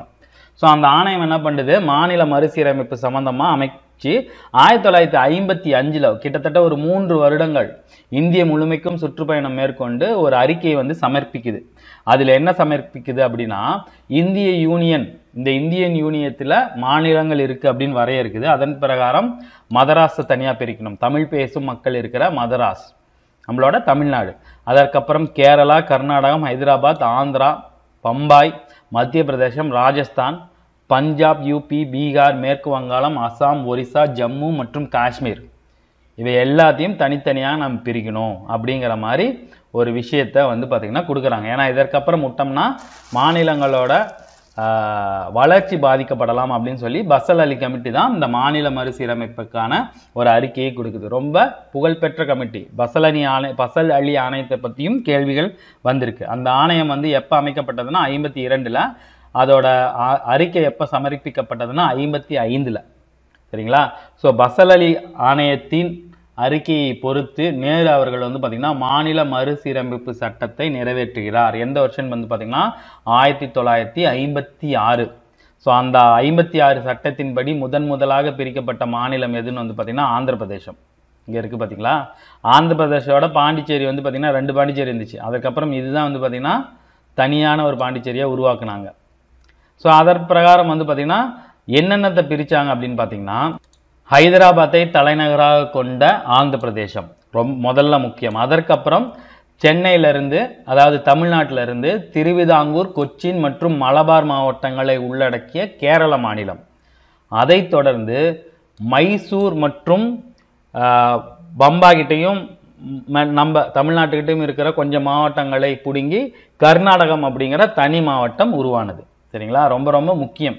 அதற்கு முன்னாடி வந்து பார்த்தீங்கன்னா இது எல்லாம் வந்து பார்த்தீங்கன்னா ஒரே மதராஸ் மாநிலம்னு இருந்துச்சு. முதல்ல ஆந்திராவை பிரித்தாங்க. அதற்கப்புறம் மலபார், கொச்சின், திருவிதாங்கூர் இதெல்லாம் சேர்த்து கேரளா. அதற்கப்புறம் வந்து பார்த்தீங்கன்னா மைசூர், இந்த பம்பாயிலேருந்து கொஞ்சம் பகுதிகள், தமிழ்நாட்டிலேருந்து கொஞ்சம் பகுதிகள், ஆந்திர பிரதேசத்துலேருந்து கொஞ்சம் பகுதிகள். இதை தொடர்ந்து பிரிக்கப்பட்ட கர்நாடகம். முதல்ல மைசூர்னு இருந்துச்சு, அதுக்கப்புறம் தான் கர்நாடகான்னு மாற்றினாங்க. அதை தொடர்ந்து வந்து பார்த்தீங்கன்னா மத்திய பிரதேசம் பிரித்தாங்க. அதுக்கப்புறம் வந்து பார்த்தீங்கன்னா குஜராத்தி மொழி பேசும் மக்களின் கோரிக்கையை நிறைவேற்றும் பொருட்டு 1960 மகாராஷ்டிராவிலிருந்து குஜராத் இப்போ இருக்கு இல்லையா, குஜராத் ஆகா ஓகோன்னு சொல்கிறோம். குஜராத்தும் மகாராஷ்டிராவோட இணைந்திருந்து மகாராஷ்டிரம் அப்படின்னு தான் அழைக்கப்பட்டது. அது எப்போ பிரித்தாங்கன்னா 1960. அதற்கப்புறம் 66 தான் இந்த பஞ்சாபி மொழி பேசும் மக்கள் வந்து பார்த்தீங்கன்னா பிரிக்கப்பட்ட பஞ்சாப், ஹரியானா, இமாச்சல பிரதேஷ் 3 மாநிலங்களை பிரித்தாங்க. ஸோ 1920 எழுப்பப்பட்ட அந்த பேச்சு வந்து பார்த்தீங்கன்னா 1956 அப்புறம் முடிவடைஞ்சது. ஸோ இதற்கப்புறம் இன்னும் நிறைய மாநிலங்கள் பிரிச்சிருக்காங்க. ஸோ வருஷம் மட்டும் பார்த்துங்க, 56 ஆந்திரா, 60 வந்து பார்த்தீங்கன்னா குஜராத் மகாராஷ்டிராலேருந்து, 66 பஞ்சாப், ஹரியானா, இமாச்சல் பிரதேஷ். சரிங்களா? இதற்கப்புறம் பாண்டிச்சேரி பிரிச்சிருப்பாங்க, நிறைய மாநிலங்களை பிரிச்சிருப்பாங்க. அதெல்லாம் வருஷத்து பிரகாரம் நீங்கள் தனியாக எழுதி வச்சிங்க. இதற்கப்புறம் இந்தியாவின் மறுகட்டமைப்பு இப்போ வந்து என்னாச்சு, எல்லைகளை பிரிச்சாச்சு. அதற்கப்புறம் நமக்குன்னு ஒரு அரசியலமைப்பு நிர்ணய சபை உருவாக்கியாச்சு. சுதேச பிரதேசங்களை இணைச்சாச்சு. மாநிலங்கள் மொழிவாரி மாநிலங்களையும் நம்ம பிரிச்சாச்சு. அதற்கப்புறம் இப்போ இந்தியாவோட வெளியுறவு கொள்கை அப்படின்னா நம்மளோட அண்டை மாநிலங்களை அணுகுவதிலும் அவர்களோட நட்பு பாராட்டுவதிலும் எந்த மாதிரியான கொள்கையை இந்தியா வச்சிருக்கு அப்படிங்கிறது தான் இந்தியாவின் வெளியுறவு கொள்கை. ஸோ வெளியுறவு கொள்கை அப்படின்னா அண்டை நாடுகள் இருக்கு இல்லையா, உலக நாடுகள், மற்ற நாடுகிட்ட இந்தியா எந்த மாதிரியாக உறவை பேணுவதற்கான கொள்கையை அடிநாதமாக வைத்திருக்கு அப்படிங்கிறது தான் இந்தியாவின் வெளியுறவு கொள்கை. சுதந்திர இந்தியாவின் வெளியுறவு கொள்கையோட அடிப்படை கோட்பாடு வந்து பார்த்தீங்கன்னா இந்தியா விடுதலை அடைகிறதுக்கு ஒரு 20-30 ஆண்டுகளுக்கு முன்னாடியே உருவாக்கப்பட்டது. ஒன்றும் இல்லை, நம் நாடு இவ்வளவு வருஷம் வந்து பார்த்தீங்கன்னா காலனி ஆட்சிக்கு கீழ் இருந்தது, அடிமைப்பட்டுக்கு இருந்தது, இன்னொரு ஏகாதிபத்தியத்தின் கீழ் இருந்தது. ஸோ நம்மளோட வெளியுறவு கொள்கை என்னவா இருந்தது அப்படின்னு வந்து பார்த்தீங்கன்னா ஏகாதிபத்தியம், காலனி ஆட்சி எந்த வடிவில் வந்தாலும் அதை எதிர்ப்பது தான் நமது கொள்கையோட அடிநாதம். ஏன்னா நம்ம 300 வருஷம் வந்து பார்த்தீங்கன்னா அண்டை நாடுகள்கிட்ட இருக்கிற ஒரு நாட்டுக்கிட்ட வந்து பார்த்தீங்கன்னா நம்ம அடிமையாக இருந்திருக்கிறதுனால நம்மளோட வெளியுறவு கொள்கை இப்படி இருந்துச்சு. மறுபடியும் இந்த மாதிரி சுச்சுவேஷன் எப்பயுமே இந்தியாவுக்கு வரக்கூடாது. இந்தியாவுக்கு மட்டும் இல்லை, உலக நாடுகளுக்கு எது வந்தாலும் நாம் அதை எதிர்க்கணும் அப்படிங்கிறதான் இந்த வெளியுறவு கொள்கையோட முக்கியமான ஒரு அடிநாதம். இந்திய வெளியுறவு கொள்கையின் சிற்பி யாருன்னு வந்து பார்த்தீங்கன்னா ஜவஹர்லால் நேரு சொன்ன அந்த பஞ்சசீல கொள்கை, அதற்கப்புறம் வந்து பார்த்தீங்கன்னா அணி சேராத இயக்கம், இதுதான் வந்து பார்த்தீங்கன்னா இன்ன வரைக்கும் இந்தியாவின் வெளியுறவு கொள்கையா இருக்கு. அது எப்படின்னா மற்ற எந்த உலக நாடுகள் 2 போட்டி போட்டுக்கிட்டாலும் இந்தியா வந்து பார்த்தீங்கன்னா இந்த நாட்டுக்கு சப்போர்ட் பண்ணாத அந்த நாட்டுக்கு சப்போர்ட் பண்ணாமல் நடுநிலைமையாக இருந்துட்டு போயிடும். ஏன் அப்படின்னா அது 2 நாடுகளுக்கு இடையான பிரச்சனை. ஸோ நம்மளோட நேச நாடுகள் எது, நம்மளோட அண்டை நாடுகள் எது, நம்மளோட எதிரி நாடு எதுங்கிறது இந்தியாவுக்கு தெரியும். எதிரி நாடாக இருந்தாலும் சரி, அவங்க போரில் வந்து இன்னொரு நாட்டோட ஈடுபடும் போது இந்த எதிரிக்கு எதிரி நண்பனுங்கிற மாதிரி இணைய மாட்டாங்க, அணி சேராமல் இருப்பாங்க. போரில் நான் யாருக்கும் ஆதரவும் கிடையாது, எதிர்ப்பும் கிடையாது, எந்த நாட்டுக்கு பின்னாடியும் நான் அணி சேர மாட்டேன் அப்படிங்கிறது தான் இந்தியாவின் வெளியுறவு கொள்கை இப்போ வரைக்கும். ரீசெண்டாக நடந்த ரஷ்யா உக்ரைன் போருக்கு கூட வந்து பார்த்தீங்கன்னா இந்தியா எந்த ஒரு நிலைப்பாட்டையும் எடுக்கல, ரஷ்யாவுக்கு ஆதரவும் தெரிவிக்கல, எதிர்ப்பும் தெரிவிக்கல, ஓட்டெடுப்பிலேயே பங்கு பெறல. ஏன் அப்படின்னா அது நம்ம இதில் பார்ப்போம் சரிங்களா. ரஷ்யாவுக்கு இந்தியாவுக்கும் உண்டான ஒரு சொல்லப்படாத ஒரு நட்புறவு இருக்கு. அதை பொருட்டு வந்து பார்த்தீங்கன்னா உலக நாடுகளில் பெரும்பாலான நாடுகள், அமெரிக்கா, ஐரோப்பிய நாடுகள் எல்லாமே ரஷ்யாவுக்கு எதிராக ஒரு ஸ்டாண்ட் எடுக்கும்போது இந்தியா எதுக்குமே ஆதரவாகவும் ஓட்டு போடல, எதிர்ப்பாகவும் ஓட்டு போடாமல் நடுநிலைமையாக இருந்துச்சு. அதுதான் இந்தியாவின் நிலைப்பாடு எல்லா போர்களையும் சரி. ஸோ இதை வடிவமைத்தவர் யார் அப்படின்னு வந்து பார்த்தீங்கன்னா ஜவஹர்லால் நேரு. கேட்டிருக்காங்க டிஎன்பிசி, இந்திய வெளியுறவு கொள்கையின் சிற்பி யார் அப்படின்னு கேட்டிருக்காங்க. யாருன்னு வந்து பார்த்தீங்கன்னா ஜவஹர்லால் நேரு. நம்மளோட வெளியுறவு கொள்கையோட முக்கியமான அடிப்படை கோட்பாடுகள் என்னன்னா காலனிய எதிர்ப்பு, ஏன்னா காலனி ஆட்சிக்கு கீழே தான் நம்ம 300 ஆண்டுகள் இருந்தோம். அதே மாதிரி ஏகாதிபத்திய எதிர்ப்பு, நான் வந்து பெரியவன், எனக்கு கீழே நீ இருக்கணும் அப்படிங்கிற அந்த ஏகாதிபத்தியத்துக்கு எதிரான ஒரு மனநிலை, இன ஒதுக்கல், மதவெறி, நிறவெறி, வல்லரசு நாடுகளோட அணி சேராமல் இருக்கிறது, ஆசிய ஆப்பிரிக்க நாடுகளின் ஒற்றுமை, வளர்ந்து வர நாடுகளின் ஒற்றுமை, பிற நாடுகளை ஆக்கிரமிப்பாமல் இருக்கிறது, அதே மாதிரி பிற நாட்டு உள்நாட்டு விவகாரங்களில் தலையிடாமல் இருத்தல், அதே மாதிரி நம்மளோட இறையாண்மை, நம்மளோட உள் விவகாரங்கள்ல எந்த நாடையும் தலையிடாமல் இருக்கிற மாதிரி வச்சுக்கிறது. ஏன்னா அமெரிக்காவோ ஒரு தடவை சொன்னாங்க, ஒரு பிரச்சனையில சொன்னாங்க, இந்த மாதிரி இந்தியாவுக்குள்ள இந்த பிரச்சனை இருக்கு, அந்த பிரச்சனை இருக்கு அப்படிங்கிறப்ப அழகா வந்து நம்மளோட இப்ப இருக்கிற வெளியுறவுத்துறை அமைச்சர் வந்து பாத்தீங்கன்னா ஐநா சபையில ஒரு சிங்க மாதிரி முழங்கிட்டு வந்தாரு. எங்களோட உள்நாட்டு விவகாரங்களில் தலையிட எந்த நாட்டுக்கும் உரிமை கிடையாது, அது நட்பு நாடாக இருந்தாலும் சரி, எதிரி நாடாக இருந்தாலும் சரி, எங்க பிரச்சனையை எங்களுக்கு வந்து பார்த்துக்க தெரியும் அப்படிங்கிற விஷயம். அது மாதிரி இன்னொரு நாடோட இறையாண்மையை பாதுகாத்தல், இறையாண்மைனா அதோட பாதுகாப்புக்கும் அதோட அடிப்படை கோட்பாடுக்கும் எந்த குந்தகமும் விளைவிக்காம இருக்கிறது. மற்ற எல்லைகளை வந்து பார்த்தீங்கன்னா மதித்தல், உலக அமைதி மற்றும் பாதுகாப்பை மேம்படுத்தல், நாடுகளுக்கு இடையான அமைதியை நிலைநிறுத்துவதில் எந்த ஒரு பிரச்சனையும் ஏற்படாத மாதிரி பார்த்துக்கிறது. இதெல்லாம் தான் வந்து பார்த்தீங்கன்னா இந்தியாவின் வெளியுறவு கொள்கையின் அடிப்படை கோட்பாடுகள். ஸோ 2ஆம் உலக போருக்குள்ள வந்து பார்த்தீங்கன்னா அமெரிக்கா, சோவியத் யூனியன், அப்புறம் வந்து பார்த்தீங்கன்னா பிரிட்டிஷ் எல்லாம் ஒரு அணி கீழே, நேச நாடுகள் கீழே இருந்து வேலை செஞ்சாங்க. ஆனால் அதற்கு அப்புறம் 2ஆ பிரிஞ்சு போச்சு. ஸோ இப்போ வரைக்கும் வந்து பார்த்தீங்கன்னா அந்த பனிப்போர் யாராருக்குன்னு வந்து பார்த்தீங்கன்னா அமெரிக்காவுக்கும் ரஷ்யாவுக்கும் இடையான அந்த பனிப்போர் இன்ன வரைக்கும் நடந்துட்டு இருக்குது. இரு வல்லரசுகளும் எல்லா கட்டத்திலையுமே ஒருத்தரை எதிர்த்துக்குவாங்க. பனிப்போர் அப்படின்னா சொல்லாத நேரடியாக மோதாத ஒரு வஞ்சம் சரிங்களா, அது இருக்கும்.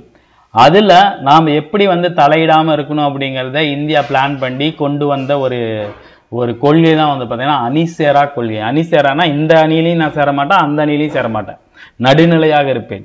இந்தியாவின் வெளியுறவு கொள்கையின் அடிப்படை நாதம் அணி சேராமை.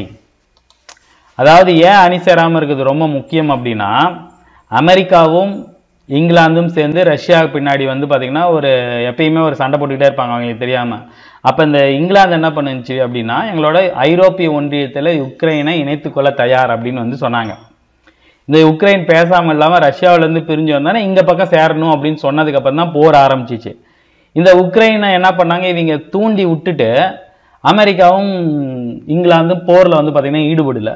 வெளியே இருந்து ஆதரவு தரம்னு சொன்னாங்க, தரவும் இல்லை. இதனால வந்து பார்த்தீங்கன்னா அணியில சேர்ந்த உக்ரைன் வந்து மாட்டிச்சு இப்போ ரஷ்யா கிட்ட. ஸோ இந்த மாதிரியான பிரச்சனைகள்லாம் வரக்கூடாது அப்படிங்கிறதுக்கு தான் அணி சேராம இயக்க கொள்கை மூலம் இந்த பனிப்போரில் ஈடுபடாம விலகி இருக்கிறதுக்கான அந்த வழியை கண்டுபிடிச்சிச்சு இந்தியா. ஸோ அது மட்டும் இல்லாமல் விடுதலைக்கு பின் இந்தியா வந்து ஒரு பிளான் பண்ணிருச்சு. அதாவது சீனாவோட ஒரு நல்ல உறவை நாம் மெயின்டைன் பண்ணி இந்த ஆசியா இருக்கு இல்லையா, அந்த ஆசியாவோட வளர்ச்சியில் இந்தியாவும் சீனாவும் கைகோர்த்து வளரணும் அப்படின்னு ஜவஹர்லால் நேரு வந்து பார்த்திங்கன்னா ரொம்ப வந்து பார்த்திங்கன்னா விரும்பினார்.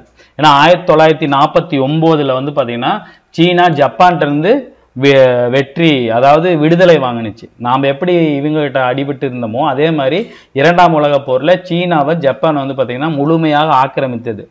அதற்கப்புறம் வந்து பார்த்திங்கன்னா நாம் சீனாவோட நல்ல உறவு மெயின்டைன் பண்ணணும் அப்படின்றனால நேரு என்ன பண்ணார், சீனாவுக்கான நட்புறவை வந்து பார்த்திங்கன்னா ரொம்ப முக்கியத்துவம் கொடுத்தார். காரணம் என்னன்னா, நம்ம இந்தியா வந்து அதிகமான எல்லைகளை கொண்டிருக்கிற மிகப்பெரிய நாடு எதுன்னு வந்து பார்த்தீங்கன்னா சீனாவும் இந்தியாவும் கிட்டத்தட்ட பக்கமாக இருக்கும். ஸோ நாம் 2 பேரும் நட்பாக இருக்கணும் அப்படின்னு வந்து பார்த்தீங்கன்னா சீனாவிட்ட நேரு வந்து நினச்சிட்டு இருந்தார்.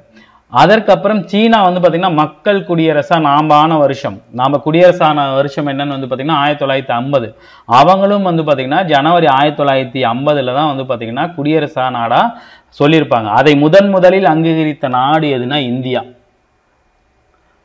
சீனா வந்து பார்த்தீங்கன்னா கிட்டத்தட்ட நம்ம முதுகுல குத்துன கணக்கு தான்.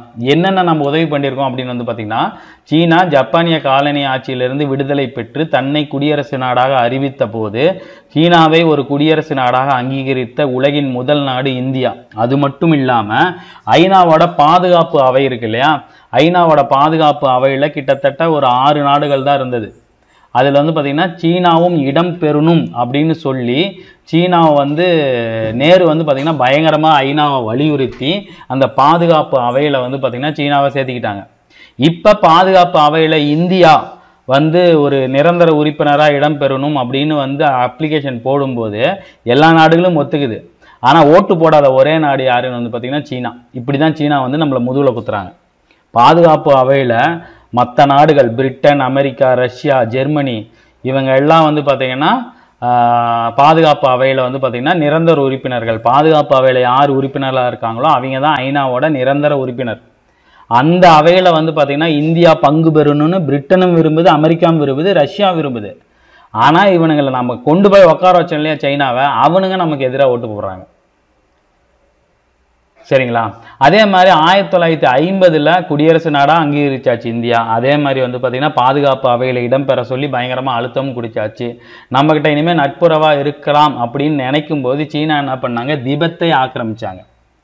திபெத்தை ஆக்கிரமித்து திபெத் எங்களோடது அப்படின்னு சொன்னாங்க. இதற்கப்புறம் வந்து பார்த்தீங்கன்னா இந்தியாவுக்கு தெரிஞ்சு போச்சு சீனா நமக்கு நம்பிக்கைக்கு பாத்திரமாக நடந்து கொள்ளவில்லை.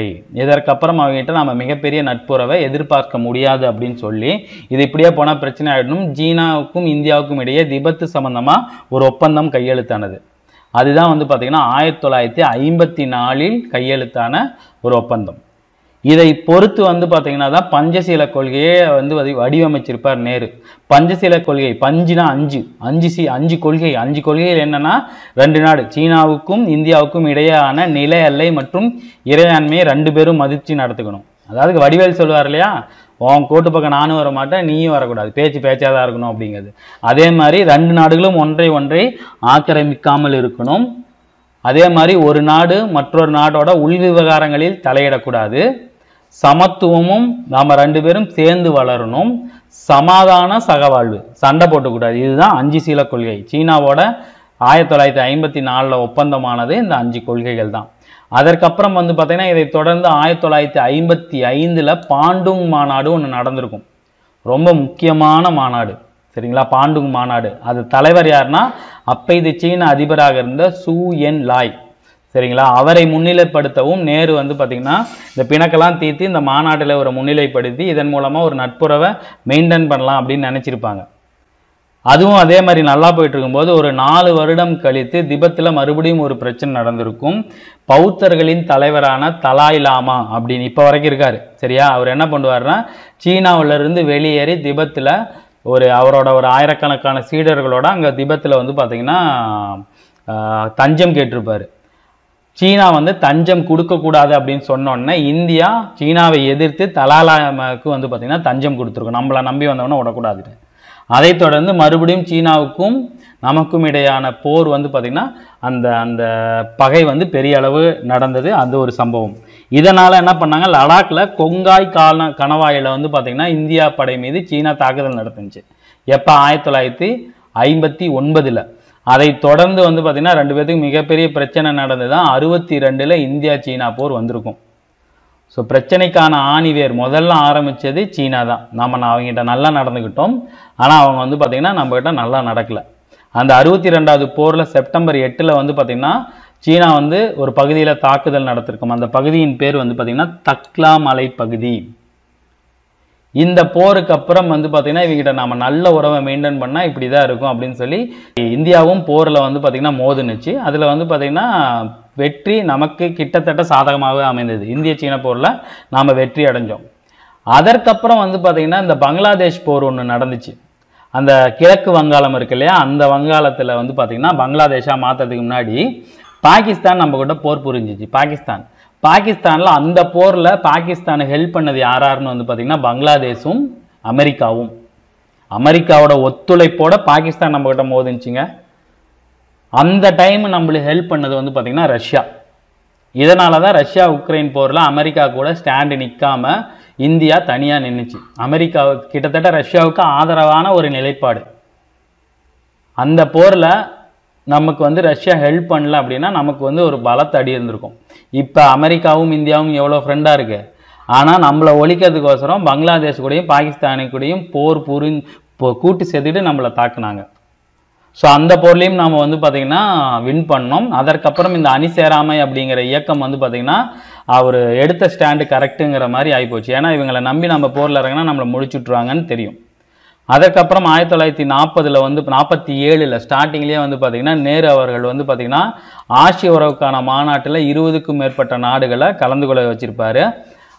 அதுவும் வந்து பார்த்திங்கன்னா ஒரு வரலாற்று சிறப்பு மிக்க ஒரு நிகழ்வு. இந்த டேட்டு இந்த மாநாடெல்லாம் ஞாபகம் வச்சுங்க சரிங்களா. ஸோ வளைச்சு இந்த பாண்டுங் மாநாடை பற்றி தான் கொடுத்துருப்பாங்க. இது நடந்தது 1955 பாண்டுங் அப்படிங்கிற நகரில், ஆப்பிரிக்கா ஆசிய நாடுகளின் வளர்ச்சி மாநாடு சரிங்களா. இதில் தான் அணிசேரா இயக்கம் தோற்றுவிக்கப்பட்டது. இப்போ அணிசேரா இயக்கத்தில் நிறைய நாடுகள் இருக்கும். அதாவது அமெரிக்கா பக்கமும் இல்லாமல் ரஷ்யா பக்கமும் இல்லாமல் தனியாக எந்த அணியும் சேராத நாடுகள் தான் அணி சேராத நாடுகள். ஸோ அதற்கப்புறம் இந்த சூயஸ் கால்வாய் பிரச்சனை ஒன்று இருந்தது. அது வந்து பார்த்திங்கன்னா அதில் 3 பேர் வந்து பார்த்திங்கன்னா முக்கியத்துவம் பெற்றிருப்பாங்க. ஜவஹர்லால் நேரு, எகிப்து அதிபர் நாசர், யுகோஸ்லாவியரின் டிட்டோ அப்படிங்கிறவர். அதாவது சூயஸ் கால்வாய்னா சூயஸ் கால்வாய் வழியாக தான் இந்த கப்பல்லாம் போயிட்டு இருக்கும். அந்த சூயஸ் கால்வாயை ஆக்கிரமிப்பு பண்ணியிருப்பாங்க. அதுக்கப்புறம் அவங்கள பேச்சுவார்த்தை நடத்தி அந்த சூயஸ் கால்வாயை மீட்டிருக்கும் இந்தியா. அது வந்து பார்த்திங்கன்னா பழைய புக்கில் வந்து கொடுத்துருப்பாங்க, புது புக்கில் அதை பற்றி இல்லை. சூயஸ் கால்வாய் பிரச்சனை பற்றி பெருசாக கேள்விகளும் வந்ததில்லை. அதற்கப்புறம் அணு ஆயுத குறைப்பு ஒரு அழைப்பு, அதாவது அணு ஆயுத குறைப்பு நடத்தணும் அப்படின்னு சொல்லி நேரு அவர்கள் வந்து பார்த்திங்கன்னா ஒரு மாநாடு நடத்தியிருப்பார். அந்த மாநாட்டிலையும் தலைமை தாங்கியவர்கள் ஜவஹர்லால் நேரு அவர்கள், எகிப்தின் அதிபர் நாசர், அப்புறம் யுகோஸ்லாவியின் டிட்டோ. அது எந்த வருஷம்னா 1961. அணு ஆயுத குறிப்புனா நாடுகள் யாரெல்லாம் அணு ஆயுதம் வச்சிருக்கீங்களோ அவங்கெல்லாம் முன் வந்து உங்கள் அணு ஆயுதங்களை குறைத்து கொள்ளுங்கள், மறுபடியும் புதுசாக எதுவும் வச்சுக்காதீங்க அப்படின்னு சொல்லிட்டு. ஸோ இதுதான் வந்து பார்த்திங்கன்னா இந்தியாவின் வெளியுறவு கொள்கை. இதோட வந்து பார்த்திங்கன்னா இந்த பாடம் வந்து முடியுது. ஸோ ரொம்ப சின்ன பாடம் தான், மொத்தமாகவே ஒரு 4 தலைப்புகள். ராட்க்ளிஃப் எல்லைக்கோடு, அதாவது இந்தியா பாகிஸ்தான் எல்லைக்கோடு. அதற்கப்புறம் இந்திய அரசியலமைப்பு நிர்ணய சபையின் உருவாக்கம், அப்புறம் சுதேச அரசுகளின் ஒருங்கிணைப்பு, அதில் என்னென்ன மாதிரியான கலைபரங்கள் நடந்தது. அதற்கப்புறம் மொழிவாரி மாகாணங்களின் பிரிப்பு, மறுசீரமைப்பு சட்டத்தின்படி மொழியின் அடிப்படையில் மாநிலங்கள் பிரிக்கப்பட்டிருக்கும். அதோட ஹிஸ்டரி என்ன, அதற்கப்புறம் வெளியுறவு கொள்கை. வெளியுறவு கொள்கையில நீங்க ரொம்ப முக்கியமா தெரிஞ்சுக்க வேண்டியது பஞ்சசீல கொள்கை, அணி சேராத இயக்கம், நேரு அவர்கள், சீனாவோட நமக்கு ஏற்பட்ட பிணக்கு, சூ என் லாய் அவரோட பெயரு, அதற்கப்புறம் பாண்டுங் மாநாடு, அதை தொடர்ந்து அணு ஆயுத குறைப்பு தடுப்பு சட்டம். இதற்கப்புறம் வேற ஏதாவது இந்த பாடத்துல இருக்கான்னு பார்த்தீங்கன்னா முக்கியமான விஷயங்கள் எதுவும் இல்லை. சரிங்களா? ஒரு தடவை இந்த வீடியோலாம் பார்த்துட்டு பாடத்தை நீங்க சும்மா படிச்சீங்கன்னாவே போதுமானது. சரிங்களா? ஸோ இதோட இந்த பாடம் முடியுது. இந்த வீடியோ உங்களுக்கு பயனுள்ளதா இருக்கும்னு நினைக்கிறேன். இதே மாதிரி அடுத்த ஒரு வீடியோ பதிவில் நாம சந்திப்போம். தேங்க்யூ.